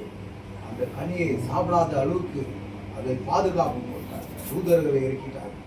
அந்த மரத்தை சுற்றிலும் ஒரு தூதன், அந்த ஏதேன் தோட்டத்தை சுற்றிலும் ஒரு தூதனை ஆண்டவர் இறக்கி இவனை வெளியே அனுப்பிச்சிட்டார். ஆனா இவனை வெளியே அனுப்புறதுக்கு முன்னாடி ஆண்டவர் ஒரு வேலை செஞ்சார். மனுஷன் இந்த பரிசுத்த கண்களை எழுந்து சரீரத்தின் கண்கள் வந்த பிறகு மனுஷனுக்கு ஒரு ஆலோசனை வருது பாருங்க. அவன் ஒரு ஞானம் உள்ளவனா மாறுறான். ஞானம்னா அவனுக்கு கொடுக்கப்பட்ட ஞானம் பர்ஃபெக்டான ஞானம் இல்லை, அவன் பெற்றுக்கொண்ட ஞானம். அவன் கண்கள் திறக்கப்பட்ட பிறகு அவன் நிர்வாணியா இருக்கிறான் என்று தெரிந்து அவனுடைய ஞானத்துல ஓடி போய் இலையை தைச்சு போத்தின்னு வந்துடுறாங்க 2 பேரும். அல்லேலூயா. எவ்வளவு நாள் இருக்கு அந்த இலை? ஒரு இலை, ஒரு மரம் கட் பண்ணின்னு வரோம், பச்சை பசுமையா இருக்குதுப்பா மரம் தெரியாதா? தெரியுமா தெரியாதா? அதை கட் பண்ணிட்டு வெட்டிட்டு எத்தனை வந்து வெயில்ல கொஞ்சம் ஒரு வாரம் போட்டா என்ன ஆகும்? காஞ்சி என்ன ஆகும்? இலையெல்லாம் அப்புறமா என்ன ஆகும்? பவுடர் ஆயிடும் இல்லையா? இவன் முதல் அந்த மனுஷனை படிச்சார் ஆண்டவர்.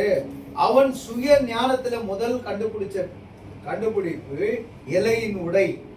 ஆனா அது விளங்காது, அது ஞானம் சரியில்லை, அவனுக்கு ஞானமே இல்லை. ஆனா அவன் சுய சித்தத்துக்கு அவன் கண்டுபிடிச்சது என்ன தெரியுமா? இலை. அவன் மரியாதைய மானத்தை மூடிக்கணும், அந்த இலை காஞ்சி கொட்டிடுவான்ட்டு அவனுக்கு புரியல. ஆனா ஆண்டவர் நல்லவர். இங்கதான் பாருங்க ஒரு ஆடு அடிக்கப்படுது, அதுதான் இயேசு கிறிஸ்துவ குறிக்கப்படுது. அங்கதான் ரத்தம் சிந்தப்படுது. மனுஷனால ஒரு ரத்தம் சிந்தப்படுது, ஒரு ஆடின் ரத்தம் சிந்தப்படுதுன்னா அந்த மனுஷனால. ஆனா புலி சிங்கம்லாம் இருந்துச்சு, அதெல்லாம் பில்லு துணுச்சு தோலைகளை அதை இதை அடிச்சு சாப்பிட. எப்போ இவன் பாவம் செய்து அவங்க ஒரு ரத்தம் சிந்திச்சோ அன்னிலிருந்து தான் புலி கிளியெல்லாம் என்ன பண்ணுச்சு, மாம்ச ஆகாரிகளா மாறிச்சு. அதெல்லாம் அல்லேலூயா, புரிஞ்சுக்கங்க நல்லா. அப்போ ஆண்டவர் நல்லவரா இருப்பதனால இதெல்லாம் கொட்டி போனப்பார்.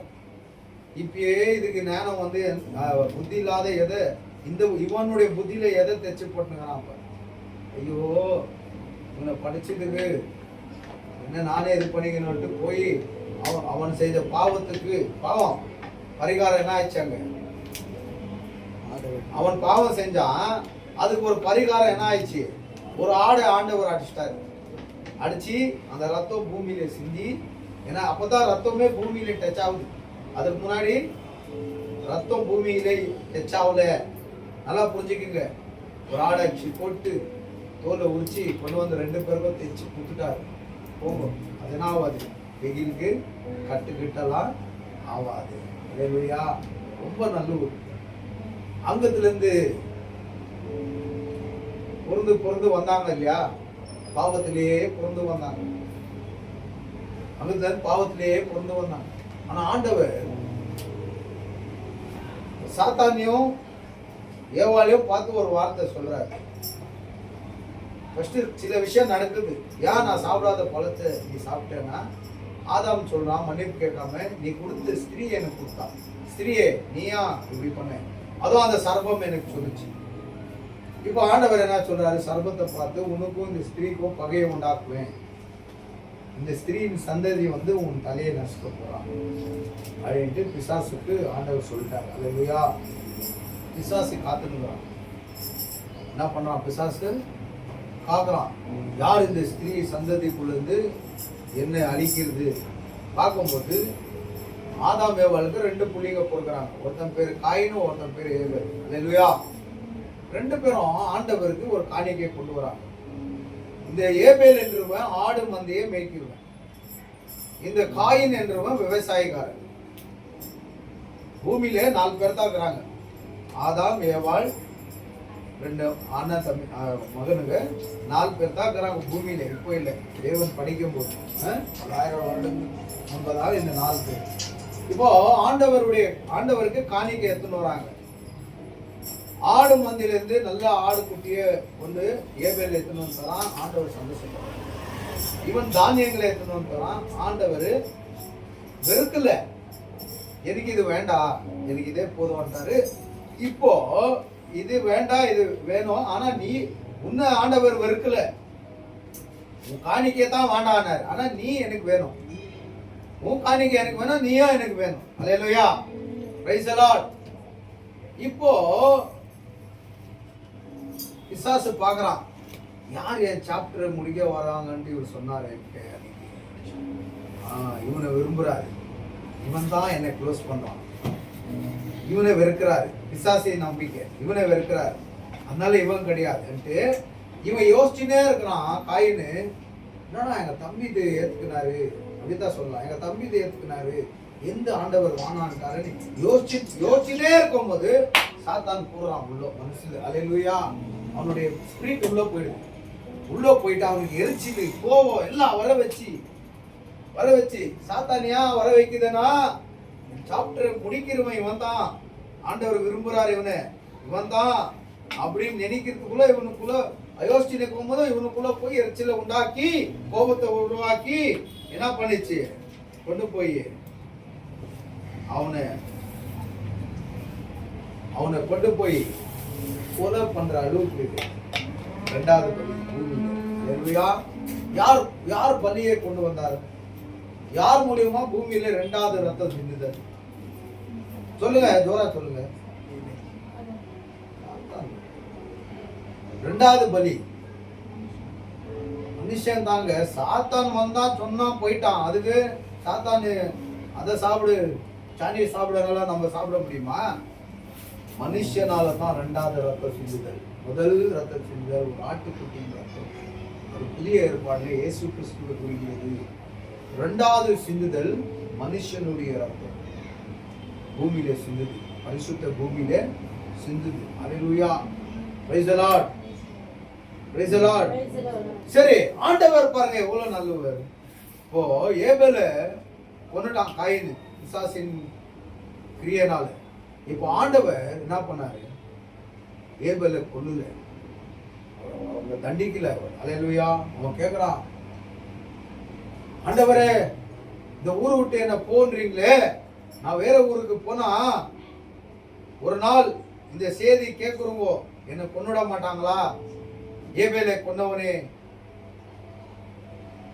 என்ன கொன்னுட மாட்டாங்களா? என்னை தண்டிச்சிட மாட்டாங்களான்னா உன்னை யாரும் தண்டிக்க மாட்டாங்கன்ட்டு ஒரு அடியாளத்தை ஆண்டவர் அவன் நெத்தியில போட்டு அனுப்புறார். அல்லேலூயா.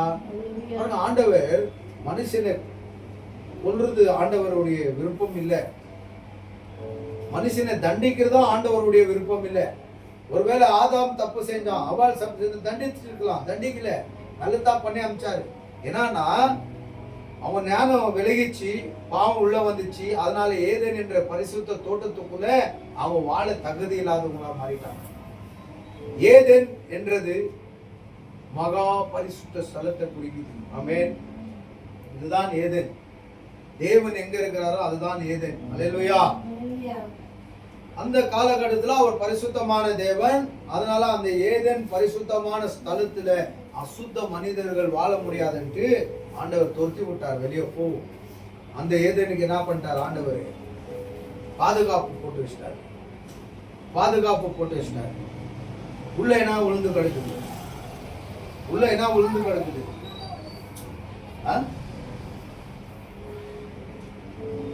தேவன் தோட்டத்தை பாதுகாப்பா கவர் போட்டு கவர் பண்ணி வச்சிட்டாரு, கேட்டெல்லாம் பந்த் பண்ணிட்டார். உள்ள என்ன இன்னும் விழுந்து கிடக்குது? என்ன இருக்குது? நித்திய ஜீவனும் இருக்குது, நித்திய ஜீவனும் இருக்குது. ஆனா அந்த கனி சாப்பிட்டா நித்திய ஜீவனும் இருக்குது. ரெண்டாவது என்ன ஆகுது? அங்க ரத்தமும் ரெண்டாவது மாம்சமும் இருக்குது. எங்க? அந்த மகா பரிசுத்த ஸ்தலத்துக்குள்ள என்ன இருக்குது? ரத்தமும் மாம்சமும் இருக்குது. ரெண்டாவது என்ன ஆகுது? நித்திய ஜீவனும் இருக்குது. நல்லா புரிஞ்சுக்குங்க, நல்லா புரிஞ்சுக்குங்க. அல்லேலூயா. தோல் இவன் எத்தனை போயிட்டான், அங்க என்ன விழுந்து கிடக்குது? ಚರ್ಮ ತಗೊಂಡು ಹೋಗ್ಬಿಟ್ಟ, ಅಲ್ಲಿ ಏನ್ ಬಿದ್ದೈತೆ? మేకది చర్మము వీళ్ళు తీసుకొని పోయినారు, బట్టలు త్వర చేసుకొని. లోగా ఏం పడింది? ఏం పడింది? ఏం పడింది?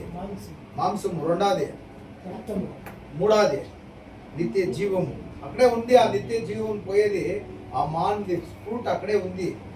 నిత్య జీవము ఉంది, మాంసము ఉంది, రెండాది ఏముంది? రక్తము ఉంది. హల్లెలూయా. ಮಗಾ ಪರಿಶುದ್ಧ ಸ್ಥಳದಿಂದ ಯಾವ ಮನುಷ್ಯ ದೂರ ಹೋದನೋ ತನ್ನ ಪಾಪದ ನಿಮಿತ್ತ ಯಾವ ಮನುಷ್ಯ ದೂರ ಹೋದನೋ, ನ್ಯಾಯ ಪ್ರಮಾಣದ ಪ್ರಕಾರ ಮನಸ್ಸಾಕ್ಷಿ ಕಾಲ, ನ್ಯಾಯ ಪ್ರಮಾಣ ಅಲ್ಲ, ಮನಸ್ಸಾಕ್ಷಿ ಕಾಲ. ನೀನು ತಪ್ಪಂದ್ರೆ ತಪ್ಪು, ಸರಿ ಅಂದ್ರೆ ಸರಿ. ಯಾವ ಲಾ ಕೂಡ ಅಲ್ಲಿ ಸ್ಯಾಂಕ್ಷನ್ ಆಗಿಲ್ಲ ಯಾರಿಗೂ, ಅಲ್ಲಿವರೆಗೂ ಮನಸ್ಸಾಕ್ಷಿ ಕಾಲ. ಹಲ್ಲೆಲೂಯಾ. ಇವಾಗ ಮಗಾ ಪರಿಶುದ್ಧ ಸ್ಥಳವನ್ನು ಕಳೆದುಕೊಂಡು ಹೋದಂತ ಮನುಷ್ಯನನ್ನು ಮತ್ತೆ ಯೇಸು ಕ್ರಿಸ್ತನ ಮೂಲಕ ದೇವರು ಕರೀತಾ ಇದ್ದಾರೆ. ಎಲ್ಲಿಗೆ? ಎಲ್ಲಿಗೆ? ಮಗಾ ಪರಿಶುದ್ಧ ಸ್ಥಳಕ್ಕೆ. ಯಾಕೆ? ಯಾಕೆ ಅಂದ್ರೆ ಮನುಷ್ಯನ ಮೂಲಕ ಒಡೆಯಲ್ಪಟ್ಟಂತ ರಕ್ತವು ಮಾಂಸವು ಎಲ್ಲಿದೆ? ಮಗಾ ಪರಿಶುದ್ಧ ಸ್ಥಳದಲ್ಲಿದೆ. ಅದನ್ನು ನೀವು ತಗೊಳ್ಬೇಕು. ಹಲ್ಲೆಲೂಯಾ. ಇವತ್ತು ನಾವು ತಿಂಗಳ ತಗೊಳ್ತೀವಿ. ಏನ್ ತಗೊಳ್ತೀವಿ? ಆತನ ಮಾಂಸವು, ಆತನ ರಕ್ತವು. ಅದೆಲ್ಲಿದೆ? ಮಗಾ ಪರಿಶುದ್ಧ ಸ್ಥಳದಲ್ಲಿದೆ. ಈ ಸ್ಥಳವನ್ನು ಕಳೆದುಕೊಂಡಂತ ಆದಾಮನ ಮೂಲಕ ಆದಾಮನು ಅವನ ಸಂತತಿಯನ್ನು ಯೇಸು ಕ್ರಿಸ್ತನ ಮೂಲಕ ತಂದೆಯಾದ ದೇವರು ಮತ್ತೆ ಒಳಗೆ ಕರೀತಾ ಇದ್ದಾರೆ. ಆಮೆನ್. ಹಲ್ಲೆಲೂಯಾ. ಅವಾಗ ಮೂರು ವಿಷಯ ಅಲ್ಲಿತ್ತು. ಒಂದು ಮಾಂಸ, ಎರಡನೇದು ರಕ್ತ, ಮೂರನೇದು ನಿತ್ಯ ಜೀವ. ಹಲ್ಲೆಲೂಯಾ. ಅದನ್ನೇ ಯೇಸು ಸ್ವಾಮಿ ಹೊಸ ಒಡಂಬಡಿಕೆ ಕಾಲದಲ್ಲಿ ಹೇಳ್ತಾರೆ, ನನ್ನ ಮಾಂಸವನ್ನು ನನ್ನ ರಕ್ತವನ್ನು ನನ್ನ ಮಾಂಸವನ್ನು ತಿಂದು ನನ್ನ ರಕ್ತವನ್ನು ಕುಡಿಯುವನು ನಿತ್ಯ ಜೀವವನ್ನು ಹೊಂದುತ್ತಾನೆ. ಹಲ್ಲೆಲೂಯಾ. ಏನು ಹೊಂದಿಕೊಳ್ತಾನೆ? ನೋಡಿ, ಎಲ್ಲಿ ಆರಂಭಿಸಿ ಯೇಸು ಕ್ರಿಸ್ತನ ಮೂಲಕ ತಂದೆಯಾದ ದೇವರು ಎಲ್ಲಿ ಮುಗಿಸ್ತಾ ಇದ್ದಾರೆ ನೋಡಿ. ಚೆನ್ನಾಗಿ ಅರ್ಥ ಮಾಡ್ಕೊಳ್ಳಿ. ಇದು ಒಂದು ಯಾವುದೋ ಒಂದು ಕತೆ ಅಲ್ಲ, ಯಾವುದೋ ಒಂದು ಕತೆ ಅಲ್ಲ. ಅಲ್ಲಿ ಬರೆದಿರೋದು ಇಲ್ಲಿ ನೆರವೇರುತ್ತೆ. ಈ ಪುಸ್ತಕ ಬೈಬಲ್ ಬಂದು ಒಟ್ಟಾಗಿ ಸಿಕ್ಕಿದ್ದಲ್ಲ. ಇದು ಒಂದೊಂದು ಪೇಪರು ಒಂದೊಂದು ದೇಶದಲ್ಲಿ ಇದ್ದಂಥದ್ದು, ಶಿಷ್ಯರುಗಳು ಬರೆದಂಥದ್ದು. ಐದು ಪುಸ್ತಕ ಮೋಶೆ ಬರೆದ ಅಂತ ನೋಡ್ತೇವೆ. ಹಲ್ಲೆಲೂಯಾ. ಆದಿಕಾಂಡದಿಂದ ಧರ್ಮೋಪದೇಶ, ಆದಿಕಾಂಡ, ವಿಮೋಚನ ಕಂಡ, ಯಾಜಕ ಕಂಡ, ಅರಣ್ಯ ಕಂಡ, ಆಮೇಲೆ ಧರ್ಮೋಪದೇಶ ಕಂಡ. ಎಷ್ಟು ಪುಸ್ತಕ? ಕರೆಕ್ಟಾ? ಆದಿಕಾಂಡ, ವಿಮೋಚನ ಕಂಡ, ಯಾಜಕ ಕಂಡ, ಅರಣ್ಯ ಕಂಡ, ಧರ್ಮೋಪದೇಶ ಕಂಡ. ಈ 5 ಪುಸ್ತಕವು ಮೋಶೆ ಬರೆದಂಥದ್ದು. ಹಲ್ಲೆಲೂಯಾ. ಅರ್ಥ ಆಯ್ತಾ? 5 ಪುಸ್ತಕವು ಮೋಶೆ ಬರೆದಂಥದ್ದು. ಹೊಸ ಒಡಂಬಡಿಕೆಯಲ್ಲಿ ನೀವು ನೋಡುವಾಗ ಮತ್ತಾಯದಿಂದ ಪ್ರಕಟಣೆವರೆಗೂ ಯೇಸುವಿನ ಶಿಷ್ಯರುಗಳು ಬರೆದಂತಹ ವಿಷಯಗಳು, ಪುಸ್ತಕಗಳು. ಮಧ್ಯದಲ್ಲಿ ನಾವು ನೋಡುವಾಗ ದೊಡ್ಡ ಪ್ರವಾದಿ, ಚಿಕ್ಕ ಪ್ರವಾದಿಗಳು ಬರೆದಂಥದ್ದು. ದೊಡ್ಡ ಪ್ರವಾದಿ ಅಂದ್ರೆ ಯಾರು? ಎಲಿಯಾ, ಎಲಿಷಾ, ಸಾಮುವೇಲ್, ದಾನಿಯೇಲ್, ಎಸೆಕಿಯೇಲ್, ಯೆರೆಮೀಯ, ಹೋಶೇಯ, ಇವರೆಲ್ಲ ದೊಡ್ಡ ಪ್ರವಾದಿ. ಮೀಕಾ, ಒಬದ್ಯ, ಅಬುಕು, ಚಪನ್ಯ, ಜಕರ್ಯ, ಇವರೆಲ್ಲ ಚಿಕ್ಕ ಪ್ರವಾದಿಗಳು. ಹಲ್ಲೆಲೂಯಾ. ಚೆನ್ನಾಗಿ ಗಮನಿಸ್ಕೊಳ್ಳಿ. ಇದೆಲ್ಲ ಒಂದೇ ಸತಿ ಬರೆದು ಒಂದೇ ಸತಿ ಜೋಡಿಸಿದಲ್ಲ ದೇವರ ವಾಕ್ಯ. ಒಂದೊಂದು ದೇಶಕ್ಕೆ ಹೋದಂತ ಶಿಷ್ಯರು ಒಂದೊಂದು ಸ್ಥಳದಲ್ಲಿ ಬರೆದು ಎಲ್ಲೋ ಒಂದು ಕಡೆ ಮುಚ್ಚಿಟ್ಟು ಪ್ರಾಣ ಬಿಟ್ರು. ಹಲ್ಲೆಲೂಯಾ. ಚೆನ್ನಾಗಿ ಗಮನಿಸ್ಕೊಳ್ಳಿ. ಹಲ್ಲೆಲೂಯಾ. ಪೇಪರ್ ಅಲ್ಲಿ ಬರೆದಂಥದ್ದು ಅಲ್ಲ ವಾಕ್ಯಗಳು.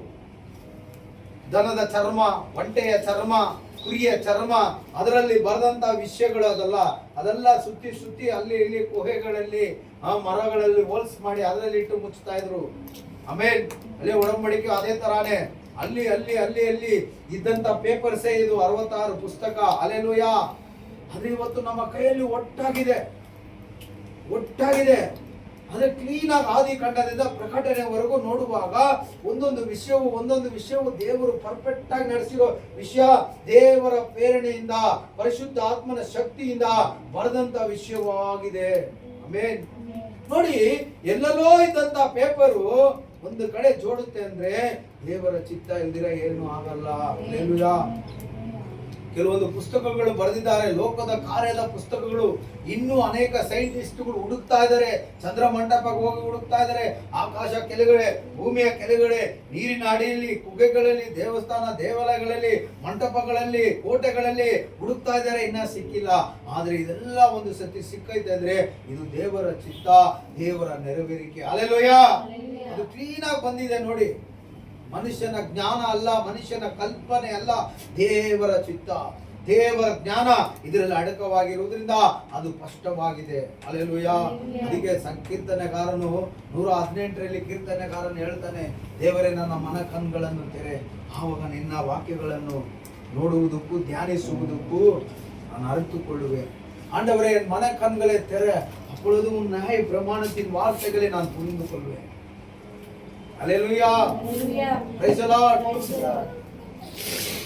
ಸತ್ಯ ವೇದದಲ್ಲಿ ಒಂದು ಮಾತಿದೆ. ಇಲ್ಲಿ ಈ ಮಾತು ಆ ಮಾತು ಇಲ್ಲ ಅಂತ ಇಲ್ಲ, ಎಲ್ಲ ಜೋಡಿಯಾಗಿದೆ. ಅಲ್ಲಿ ಇಲ್ಲಿ ಹುಡುಕಿ ಓದಿ ನೋಡಿ, ಎಲ್ಲಾ ವಾಕ್ಯ ನಿಮಗೆ ಸಿಕ್ಕುತ್ತೆ. ಹಲ್ಲೆಲೂಯಾ.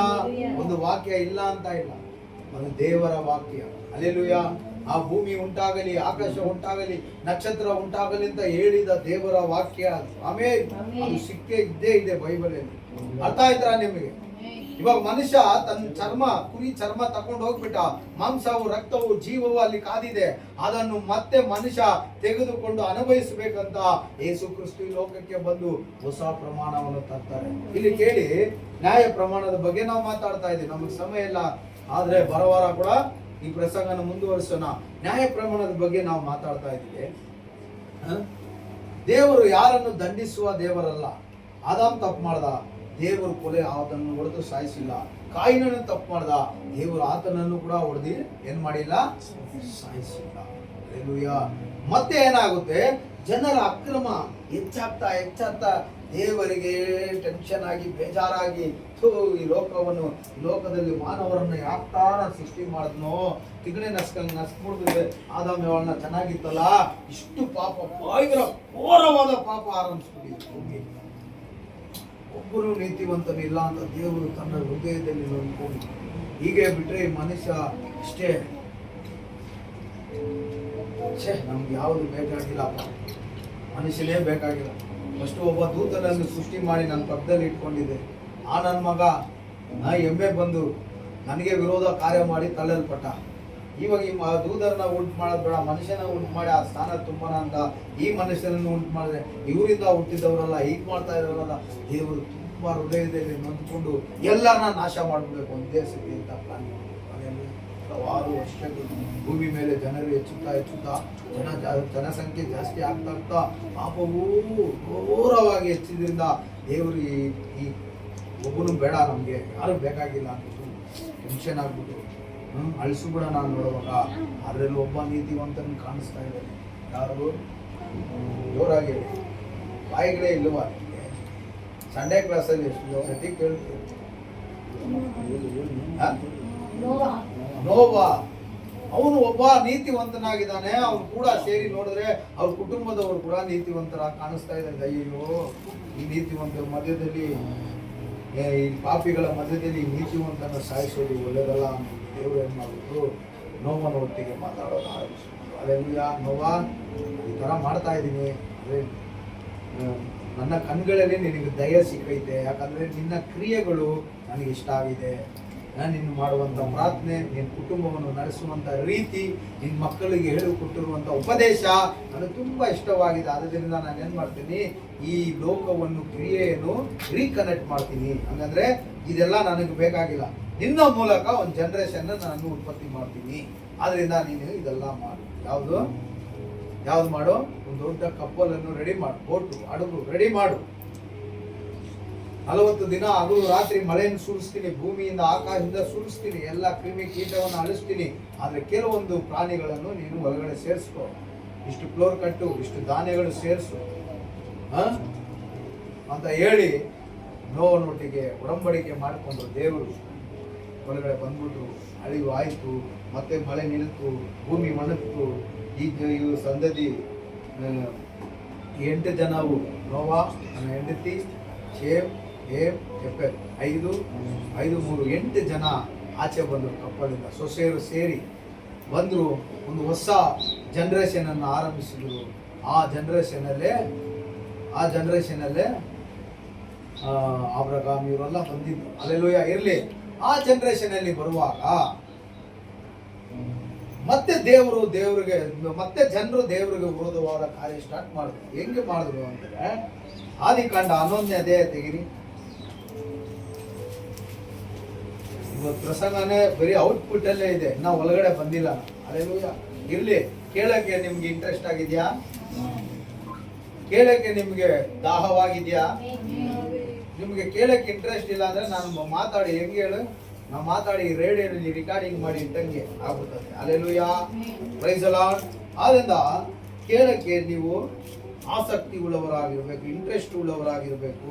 ಆದಿಕಾಂಡ 11ನೇ ಅಧ್ಯಾಯ ತಗೊಂಡ್ರಾ? ಓದಿ. ಲೋಕದಲ್ಲಿ ಅಂದ್ರೆ ಇವಾಗ ನೋಹನ ಮೂಲಕ ಶೇಮ್, ಹೇಮ್, ಎಫೆರ್ ಅವ್ರ 3 ಹೆಂಡತಿಗಳು, ಆ 3 ಮಕ್ಕಳಿಂದ ಜನರು ಜಾಸ್ತಿ ಮಕ್ಕಳು ಹುಟ್ಟಿ ಜಾಸ್ತಿ ಹಾಕೊಂಡು ಬಂದ್ರು. ಜನಸಂಖ್ಯೆ ಜಾಸ್ತಿ ಆಯ್ತಾ ಬಂತು. ಆವಾಗ ಇವಾಗ ಏನಿತ್ತು, ಎಲ್ಲ ಜನರಿಗೆ. ಮತ್ತೆ ಇಲ್ಲಿ ಮುಸ್ಲಿಮು, ನಾನು ಹಿಂದೂ, ನಾನಿದು, ನಾನದು ಅಂತಾರಲ್ಲ, ಎಲ್ಲಿಂದ ಲೋಕದಲ್ಲಿ ಏನಿತ್ತು? ಇದೇ ಭಾಷೆ. ಅಲ್ಲೆಲ್ಲೂಯಾ. ಯಾವ ಭಾಷೆ ಆಗಿದ್ದೀವಿ? ಯಾವ ಭಾಷೆ ಆಗಿದ್ದೀವಿ? ಗ್ರೀಕ್ ಇಲ್ಲ, ಇಬ್ರು ಭಾಷೆ. ಮೋಶೆಗೆ 10 ಕಟ್ಟಲೆ ಕೊಡ್ತಾರಲ್ಲ, ಅದು ಇಬ್ರು ಭಾಷೆ. ಅವಾಗ ದೇವರು ಇಬ್ರು ಭಾಷೆ ನೋಡಿ, ಇದ್ರಲ್ಲೇ ನಾವು ದೇವರು ಯಾವ ಭಾಷೆ ಮಾತಾಡಿದ್ದಾರೆ ಮನುಷ್ಯನ ಹತ್ರ ಅಂತ ತಿಳ್ಕೊಬಹುದು ನಾವು. ಈ ಇಬ್ರು ಭಾಷೆ, ಆದಾಮೊಟ್ಟಿಗೆ ಇಬ್ರು ಭಾಷೆ, ಯವಾಲೊಟ್ಟಿಗೆ ಇಬ್ರು ಭಾಷೆ, ಕಾಯಿನೊಟ್ಟಿಗೆ ಇಬ್ರು ಭಾಷೆ, ನೋಹನೊಟ್ಟಿಗೆ ಇಬ್ರು ಭಾಷೆ, ಅವ್ರ ಕುಟುಂಬದೊಟ್ಟಿಗೆ ಇಬ್ರು ಭಾಷೆ. ಅಲ್ಲೇಲೂಯಾ. ಅವಾಗ ಲೋಕದಲ್ಲಿ ಒಂದೇ ಭಾಷೆ ಇತ್ತು. ಯಾವ ಭಾಷೆ? ದೇವರ ಭಾಷೆ ಅಂತ ಇಟ್ಕೊಳ್ಳಿ. ಅಲ್ಲೇಲೂಯಾ. ಲೋಕದಲ್ಲಿ ಒಂದೇ ಭಾಷೆ, ಆ ಭಾಷೆನೇ ಇವಾಗ ಬೇಡ ಅಂತಾರೆ ಹಿಂದೂಗಳು. ಹಿಂದೂಗಳು ಏನ್ ಮಾಡ್ತಾ ಇದ್ದಾರೆ, ಭಾರತ ದೇಶದಲ್ಲಿ ಯಾವ ಕ್ರಿಶ್ಚಿಯನ್ಸ್ ಇರಬಾರ್ದು, ನಮ್ದೇ, ನಮ್ ಹಿಂದೂ ಭಾಷೆನೇ, ನಮ್ ಹಿಂದೂ ರಾಷ್ಟ್ರ ಅಂತ ಇದ್ದಾರೆ. ಅಲ್ಲೆಲ್ಲೂಯಾ. ದೇವ ಭಾಷೆನೇ ಇದ್ದಿದ್ದು ಮನುಷ್ಯರಿಗೆ. ಆಮೇಲೆ ಭಾಷಾ ಭೇದ ಏನು ಇದ್ದಿಲ್ಲ. ಇವಾಗ ಏನೈತೆ, ನನ್ ಜಾತಿ ನಿನ್ ಜಾತಿ, ನಾನು ನೀನು ಅಂತ ಭಾಷಾ ಭೇದ ತೆಗೆದುಕೊಂಡು ಕಿತ್ಲಾಡ್ಕೊಳ್ತಾ ಇದ್ದಾರೆ. ಅದೇ ಹೇಳಿದೆ, ಚೈನಾದವರು ಏನೇನೋ ಕಂಡುಹಿಡಿತಾ ಇದ್ದಾರೆ, ನಮ್ಮ ಭಾರತ ದೇಶದಲ್ಲಿ ಭಾಷಾ ಭೇದ ಕಂಡುಹಿಡಿತಾ ಇದ್ದಾರೆ. ಇಷ್ಟಿಷ್ಟು ಮಕ್ಕಳಿಗೆ ಭಾಷಾ ಭೇದನ ತಿನ್ನಿಸ್ಬಿಟ್ಟು ದೊಡ್ಡವರಾಗಷ್ಟಿಗೆ ದೊಣ್ಣೆಗಳು, ಗನ್ನುಗಳು, ಕತ್ತಿಗಳು ಎತ್ತಿ ಭಾಷಾ ಭೇದಕ್ಕೆ ರೆಡಿ ಮಾಡಿಬಿಟ್ಟಿದ್ದಾರೆ ನಮ್ಮ ದೇಶದಲ್ಲಿ. ಭಾಷಾ ಭೇದ ಏನು ಇದ್ದಿಲ್ಲ. ಅವರು ಪೂರ್ವ ದಿಕ್ಕಿಗೆ ಮುಂದೆ ಹಂಗಂದ್ರೆ ಪೂರ್ವನ, ಇದು ಪೂರ್ವ, ಪಶ್ಚಿಮ, ಉತ್ತರ, ದಕ್ಷಿಣನ, ಪೂರ್ವಕ್ಕೆ ಮುಂದೆ ಸಾಗ್ತಾ ಪ್ರಯಾಣ ಮಾಡ್ತಾ ಇದ್ದಾರೆ.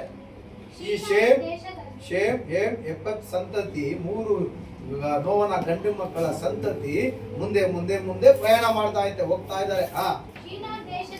ಏನ್ ದೇಶ? ಚೀನಾ ಎನ್ನುವಂತ ದೇಶದಲ್ಲಿ, ಚೀನಾರ್ ಎನ್ನುವ ದೇಶದಲ್ಲಿ ಬಯಲು ಸೀಮೆ ನೋಡ್ತಾರೆ. ಒಂದು ಮಟ್ಟವಾದ ಸಮವಾದ ಭೂಮಿಯನ್ನು ನೋಡ್ತಾರೆ, ಅದು ಬಯಲು ಸೀಮೆ. ಚೆನ್ನಾಗಿ ಗಮನಿಸಿ, ಒಂದು ಬಯಲು ಸೀಮೆಯನ್ನು ಕಾಣ್ತಾರೆ. ಅಲ್ಲೇ ಏನ್ ಮಾಡ್ತಾರೆ, ಡೇರಾಗಳೆಲ್ಲ ಗುಡಿಸಲುಗಳು ಹಾಕೊಂಡು ವಾಸ ಮಾಡ್ತಾ ಇದ್ದಾರೆ ತಮ್ಮೊಳಗೆ. ಮತ್ತೆ ನೋಡಿ ಮನುಷ್ಯನ ಬುದ್ಧಿ, ಯಾಕಂದ್ರೆ ಅವನು ಆದಾಮಿಂದ ಬಂದವನಲ್ವಾ. ಆದಾಮ್ಗೆ ಹಣ್ಣು ತಿಂದ ಒಡನೆ ಯಾವ ಜ್ಞಾನ ಬಂತು, ನನ್ನ ಶರೀರದಲ್ಲಿ ಏನಿಲ್ಲ, ಅದಕ್ಕೆ ನನ್ನ ಶರೀರ ಮುಚ್ಕೊಳ್ಬೇಕಂತ ಒಂದು ಟೈಲರ್ ಆಗ್ಬಿಟ್ಟ ಅವನು ತಕ್ಕಂತ. ಇವಾಗ ಈ ಆದಾಮ್ ವಂಶದವರು ಆ ಬಯಲು ಸೀಮೆಗೆ ಬಂದು ವಾಸ ಮಾಡ್ತಾ ಇರುವಾಗ ತಮ್ಮಲ್ಲಿ ಮಾತಾಡ್ಕೊಂಡು, ಬನ್ರಿ ಒಳ್ಳೆ ಸುಟ್ಟ ಇಟ್ಟಿಗೆಯನ್ನು ರೆಡಿ ಮಾಡೋಣ. ಇಟ್ಟಿಗೆ ನೋಡಿದೀರಾ, ಮನೆ ಕಟ್ತಾರಲ್ಲ, ಈ ಇಟ್ಟಿಗೆ ಆವಾಗ ಆ ನೋವನ ಸಂತತಿಯವರೇ ಉತ್ಪತ್ತಿ ಮಾಡಿದ್ರು. ಇಟ್ಟಿಗೆಯನ್ನು ರೆಡಿ ಮಾಡೋಣ, ಆ ಇಟ್ಟಿಗೆಯಿಂದ ಒಂದು ಪಟ್ಟಣ ಕಟ್ಟಣ. ನೋಡಿ, ಸ್ವಯಜ್ಞಾನ ಇವ್ರದು, ಸ್ವಯ ಬುದ್ಧಿ, ಸ್ವಯಜ್ಞಾನ. ಆಕಾಶವನ್ನು ಮುಟ್ಟುವ ಅಷ್ಟು ಗೋಪುರವನ್ನು ಕಟ್ಟೋಣ. ಗೋಪುರ, ಆಕಾಶವನ್ನು ಮುಟ್ಟುವ ಅಷ್ಟಕ್ಕೆ ಒಂದು ಗೋಪುರವನ್ನು ಕಟ್ಟಿಬಿಡೋಣ. ದೇವರು ಅವ್ರನ್ನ ನೋಡಿ ಏನು ಮಾಡಿಲ್ಲ ಅಂದ್ರೆ ಖಂಡಿತವಾಗ ಅವ್ರ ಆಕಾಶನ ಮುಟ್ಟುವಷ್ಟು ಗೋಪುರ ಕಟ್ಟಿಬಿಡ್ತಾ ಇದ್ರೆ, ಬಿಟ್ಟಿದ್ರೆ ಎಟ್ಟೆ ಪರಲೋಕಕ್ಕೆ ದೂರ ಬಿಡ್ತಾ ಇದ್ರೆ ಹೋಗಿ. ಮನುಷ್ಯನ ಬುದ್ಧಿ, ಮನುಷ್ಯನ ಜ್ಞಾನ ಅದು ದೇವರಿಗೆ ಇಷ್ಟ ಆಗಿಲ್ಲ. ದೇವರು ನೋಡ್ತಾರೆ. ಓದಿ ಮುಂದಕ್ಕೆ. ಕಟ್ಟಿ ದೊಡ್ಡ ಹೆಸರನ್ನು ನಾವು ಮಾಡಿಕೊಳ್ಳೋಣ. பெருமை பாராட்டிக்கலாம். நம்ம பேரு புகழ்ற அளவுக்கு நம்ம ஒரு பட்டணத்தை கட்டுவோம், ஒரு கோபுரத்தை கட்டுவோம், வானத்தை தொடுற அளவுக்கு ஒரு கோபுரத்தை கட்டுவோம், நம்ம பேர் உண்டாக்கி கொள்வோம். இன்னைக்கும் ஆண்டவரை மிஞ்சி நம்ம பேர் உண்டாக்கி கொள்ள பார்க்க கூடாது. அதனால ஆண்டவரா நம்ம சன்மானம். ஏன்னா புதிய உடன்படிக்கை வேதம் சொல்லுகிறது, ஒருவன் எனக்கு ஊழியம் செய்தா இயேசு சொல்றார், பிதாவே அவங்களை கனப்படுத்துவார். அப்படியாப்பட்ட கனத்தை நம்ம வாங்கிக்கலாம், அப்படியாப்பட்ட பேரு புகழை நம்ம வாங்கிக்கலாம். நம்மளே பேர் சம்பாதிக்க ஆசைப்படக்கூடாது, நம்மளே நம்மை பெருமை பாராட்டி கொள்ள ஆசைப்படக்கூடாது. அல்லேலூயா. முந்தானத்து இது துணியை வாங்க போனேன். நான் போல வருஷம் 5 ஜோதேனா தைக்குவேன். இந்த வருஷம் கிறிஸ்துமஸ்க்கு எனக்கோ பாஸ்டர் அம்மா துணியே இல்லை, காசு இல்லை என்கிட்ட. நீங்கள் நினைக்கலாம் பாஸ்டர் பார்த்தா காசு இல்லாத போது எங்கள் கஷ்டம் எங்களுக்கு தான் தெரியும். ஆனாலும் 5 ரூபாய் இருந்தாலும் அதே சந்தோஷத்தை வெளிப்படுத்துறோம், 5000 ரூபாய் இருந்தாலும் அதே சந்தோஷத்தை தான் வெளிப்படுத்துறோம். அல்லேலூயா. 5 ரூபாய் இருந்தாலும் ஸ்தோத்திரம், 5000 ரூபாய் இருந்தாலும் ஸ்தோத்திரம். அல்லேலூயா. அப்படியே போய் நிற்கும்போது பரிசுத்த ஆவியானவர் உணர்த்துறார், துணி வாங்க போ. சரி, ஜபம் பண்ணினே போனேன். ஒரு ஜோதை வாங்கின்னு வந்துடலான்னு பாஸ்டர் அம்மாவுக்கு ஃபோன் பண்ணேன். இந்த மாதிரி ஒரு ஜோதை நான் வாங்கிக்கிறேன். வாங்கிக்கோ. அவங்களும் ஒரு வாரமாக சொல்லியிருந்தாங்க, ஒரு கிஃப்ட் வந்துக்கிற துணிக்கு தைக்க கொடு, தைக்க கொடுன்னு தான் சொல்லியிருந்தான். அது கூட இன்னும் கொஞ்சம் கொடுக்கலான்ட்டு அப்படின்னு போனேன். ஜெபம் பண்ணினே போனேன். பாஸ்டர் அம்மாக்கு ஃபோன் பண்ணேன், இந்த மாதிரி வந்துட்டுக்கிற ஒரு துணியை வாங்கிக்குவாங்க. சரி ஆண்டவரே, என்கிட்ட பணம் வேறு கம்மியாக இருக்குது, இது தைக்கிறதுக்கு வேறு கொடுக்கணும், துணியோட தைக்கிறதுக்கு தான் செலவு ஜாஸ்தி, என்னால் முடிஞ்சிருந்து நான் வாங்கிக்கிறேன் ஆண்டவரே அப்படின்ட்டு ஜெபம் பண்ணிக்கின்னு அங்கே என்ன பண்ணேன், துணி எடுத்தேன். ஒரு ஜோதம் தான் எடுக்க போனேன். அப்படியே உணர்த்துறார் தேவன், 2-3 வாங்கிக்க, பரவாயில்ல ஊழியக்காரனே, 2-3 வாங்கிக்க, ஊழிய செய்கிறவன் நீ அந்த இடத்துக்கு போனோம், பிச்சைக்கார மாதிரி போகாத, நல்ல ட்ரெஸ்ஸோட போட்டுன்னு போ. அப்போதானே இவனுக்குள்ள இயேசு காரியத்தை செய்கிறார் என்று அநேகர் புரிந்து கொள்வார். ஏன்னா கிறிஸ்துக்குள்ள இருந்தா பழைய சேர்ந்த அழுகு மூட்டை காரியெல்லாம் போயிடணும், புதிய காரியம் உள்ள வந்துடணும். அல்லேலூயா. கிறிஸ்தவர்களுக்கு வருஷத்துக்கு ஒரு நாள் பண்டிகை இல்லை, டெய்லி தான் பண்டிகை. ஆமென். டெய்லியே புது துணி போடலாம். ஆமென். அல்லேலூயா.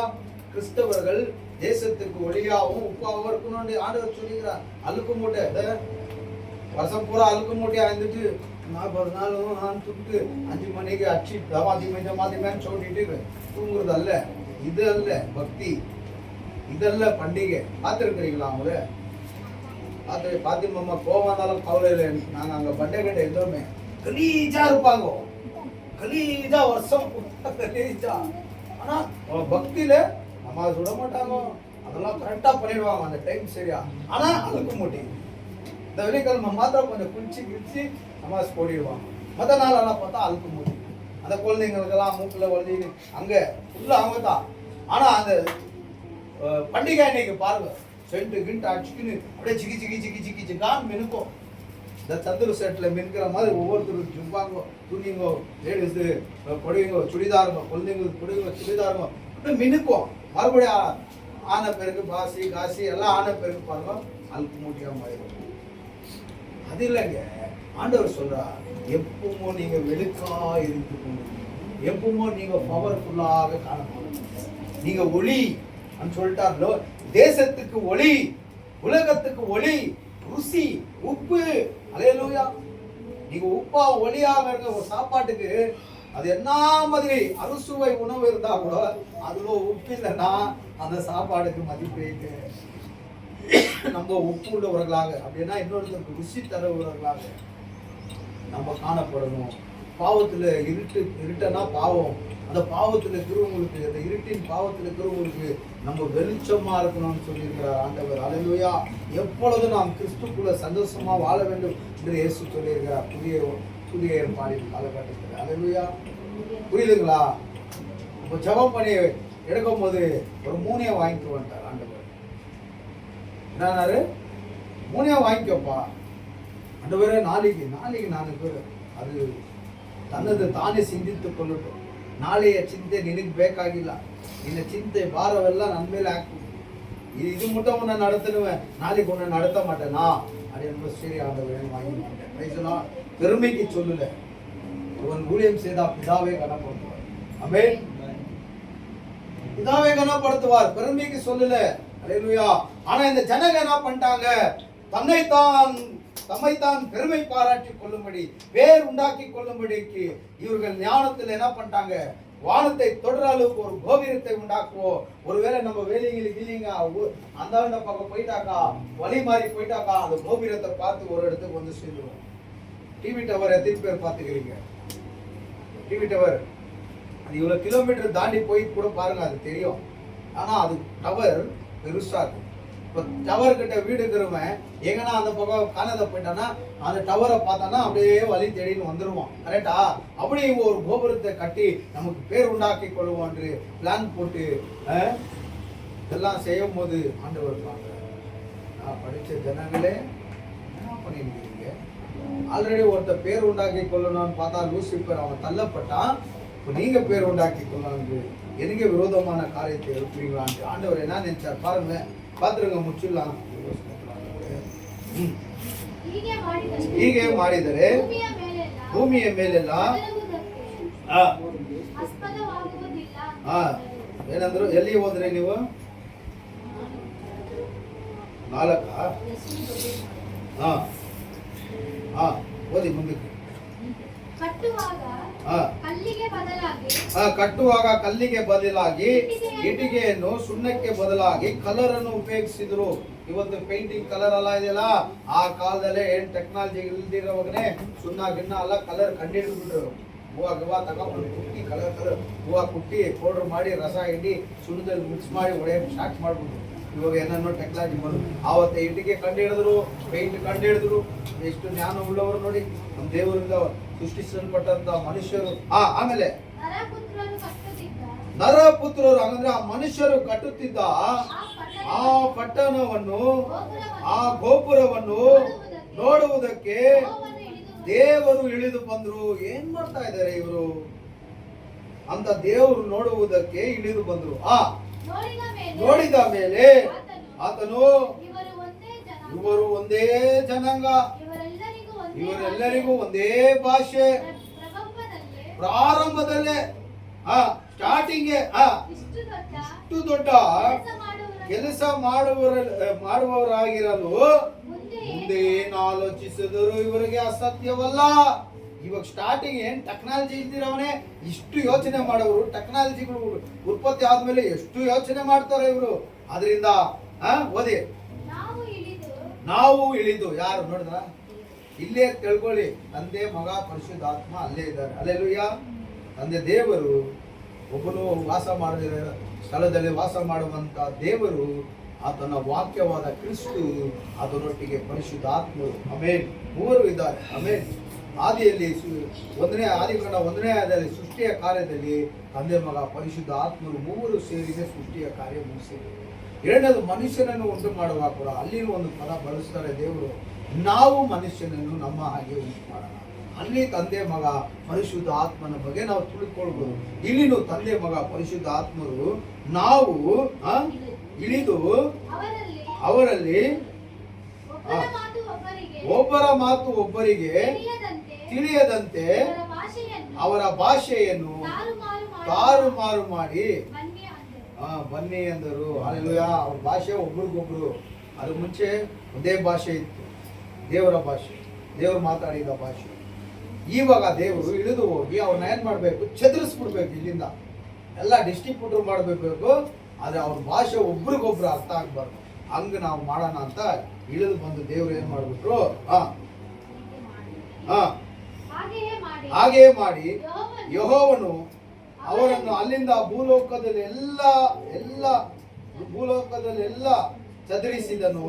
ಅವರು ಆ ಪಟ್ಟಣ ಕಟ್ಟುವುದನ್ನು ನಿಲ್ಲಿಸಿಬಿಟ್ರು. ಅದು ಒಂದು ದೇವರಿಗೆ ವಿರೋಧವಾದ ಬಾಬಿಲೋನ್ ಅಂತ ಹೇಳப்படுತ್ತೆ. ಬಾಬಿಲೋನ್ ಅಂದ್ರೆ ಅಲ್ಲಿ ಬಿಸ್ನೆಸ್ ಇರುತ್ತೆ, ವೇಶ್ಯತನ ಇರುತ್ತೆ, ಅಲ್ಲಿ ಕಳ್ಳತನ ಇರುತ್ತೆ, ಅಲ್ಲಿ ಕೊಲೆ ಇರುತ್ತೆ, ಅದು ಮಾರೋದಿರುತ್ತೆ, ಕೊಂಡುಕೊಳ್ಳೋದಿರುತ್ತೆ. ಇದು ದೇವರಿಗೆ ಇಷ್ಟವೇ ಇಲ್ಲ. ಅಲ್ಲೆಲ್ಲೂಯಾ. ಅದು ಬಾಬಿಲೋನ್ ಅಂತ ಒಂದು ಕಾರ್ಯವಾಗಿರುತ್ತೆ. ಇರಲಿ, ಅದು ಬರೋ ದಿನಗಳಲ್ಲಿ ಆ ಬಾಬಿಲೋನ್ ಅಂದ್ರೆ ಏನು, ಆ ಬಾಬಿಲೋನ್ ಸಿಸ್ಟಮ್ ಏನು ಅಂತ ನಾವು ತಿಳಿಸ್ಕೊಡ್ತೇವೆ. ಇವಾಗ ಈ ಶೇಮ್ ಹೇಮ್ ಎಫೆತ್ 3 ಸಂತತಿ ಇತ್ತಲ್ಲ, ಅಲ್ಲಿ ಮೂರು ಜನರು ಇದ್ರು ಅಲ್ಲಿ.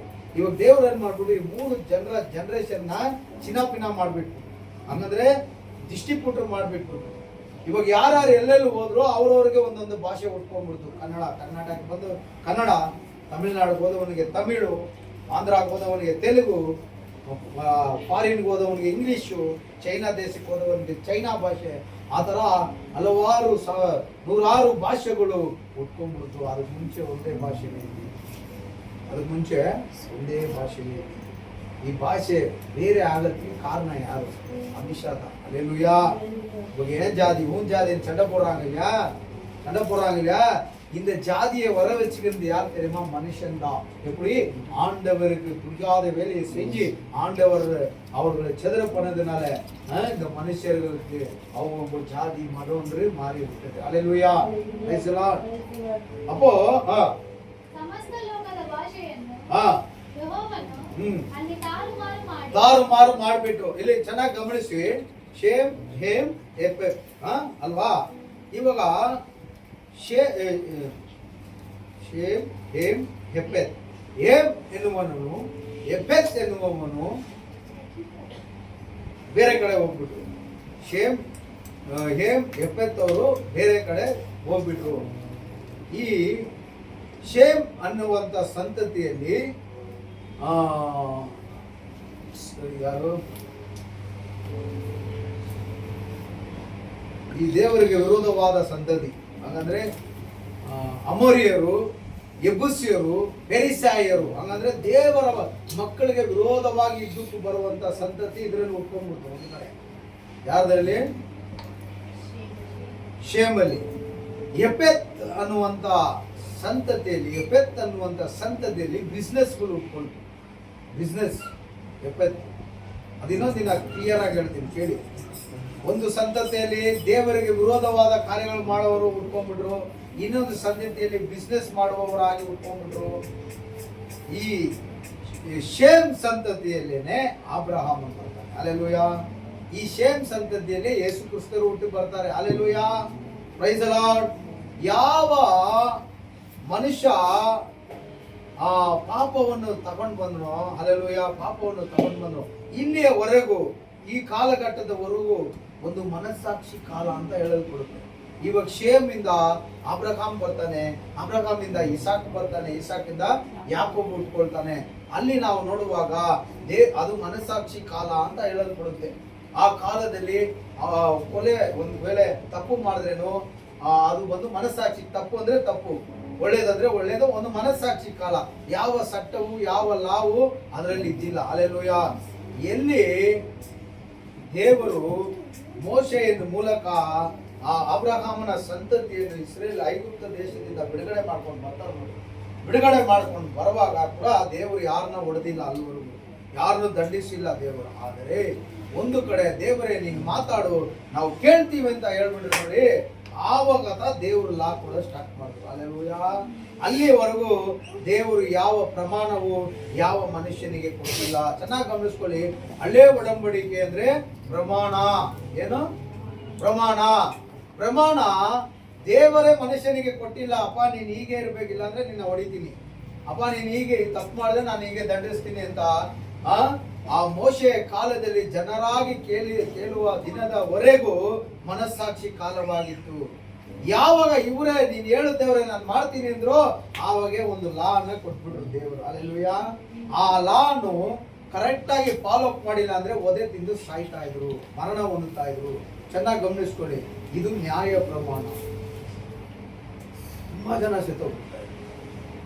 ಅಲ್ಲಿ ಪ್ರಮಾಣ ಕೊಟ್ರೋ ಇಲ್ವೋ ದೇವರು, ಇಲ್ಲಿ ಪಾಪ ಮಾಡ್ಬಿಟ್ರು ಕೆಳಗಡೆ. ಅಲ್ಲೆಲೂಯಾ. ಪ್ರಮಾಣ ಏನ್ ಕೊಟ್ರು ದೇವರು? ಮೋಶೆ ಮೂಲಕ 10 ಕಟ್ಟಳೆ ಫಸ್ಟ್ ಕೊಡ್ತಾರೆ. ಈ ಸತ್ಯವೇದದಲ್ಲಿ ದೇವರು ಕೊಟ್ಟಂತ ಪ್ರಮಾಣ 613 ಪ್ರಮಾಣ ಇದೆ. ಎಷ್ಟು ಪ್ರಮಾಣ?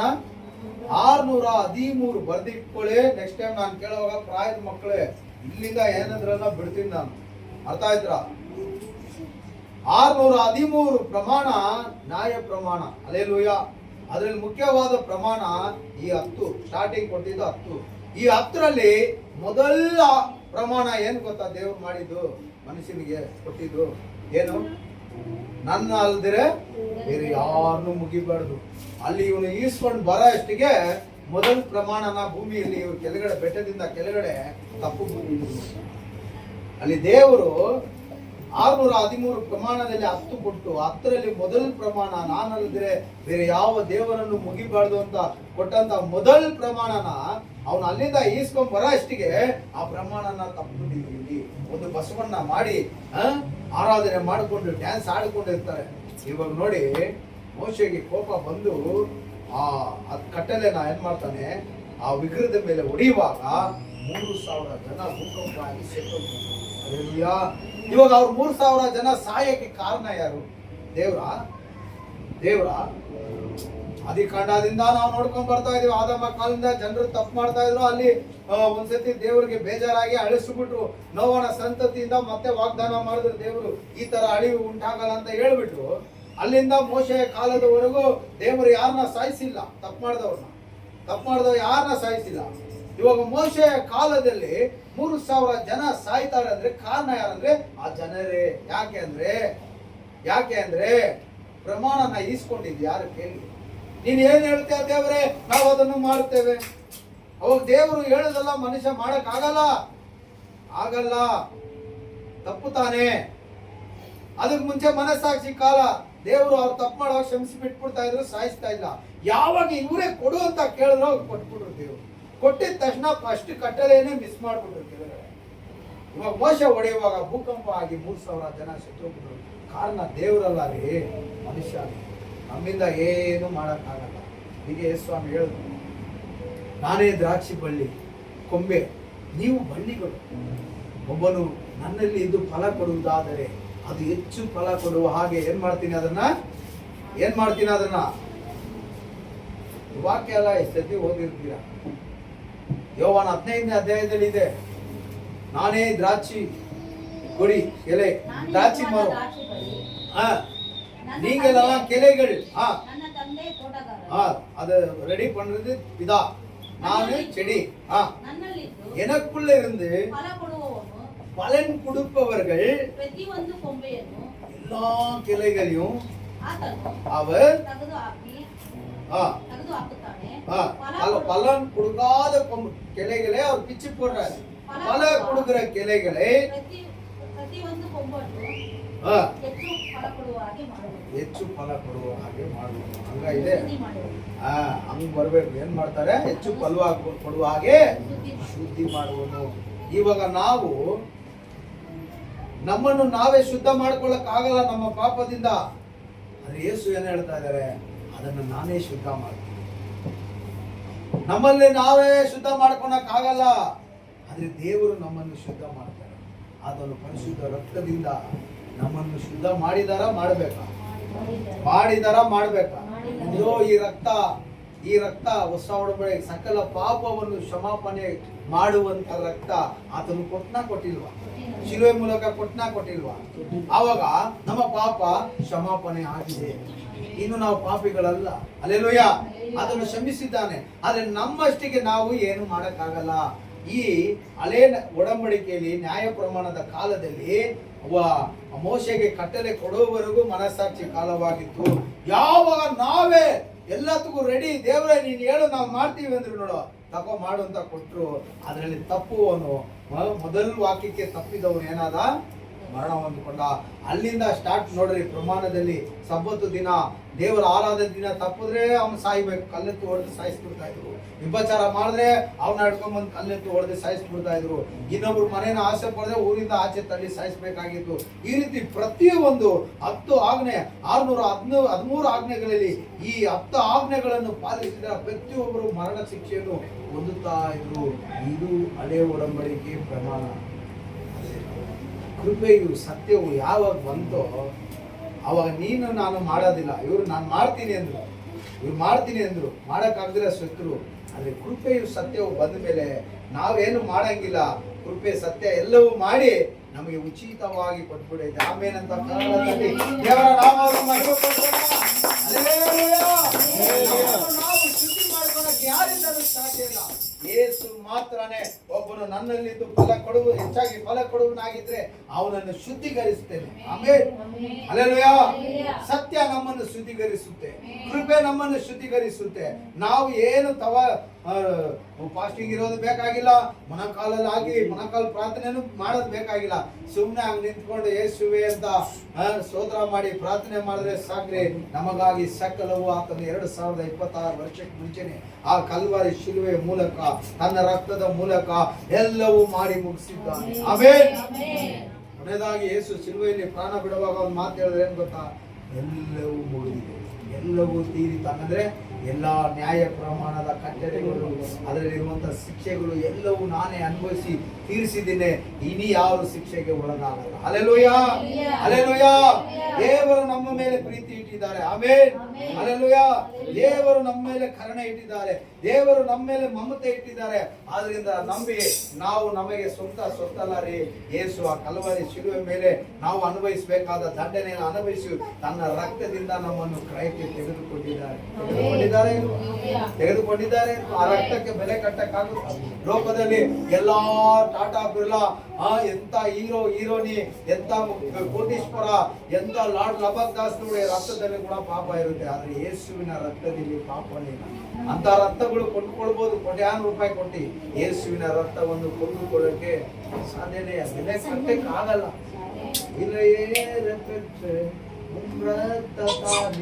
விடுதலை தந்தீர். ஆமென். இதனை கொடுத்திருக்கிறார் குமாரனை. சத்தியத்தை அறிந்து கொள்ளுங்க, சத்தியம் உங்களை விடுதலாக்கும். அந்த கிருபையின் தேவனான சத்தியத்தின் தேவனை அறிந்து கொள்ளும் போது, அவருடைய வார்த்தைகளை புரிந்து கொள்ளும் போது, இந்த பூமியில நம்ம வாழ்ற நாட்கள் விடுதலையா காணப்படுகிறோம். ஆமென். கர்த்தர் உங்களை ஆசீர்வதிப்பார். எல்லாம் எழுந்திருப்போம். ஒரு முறை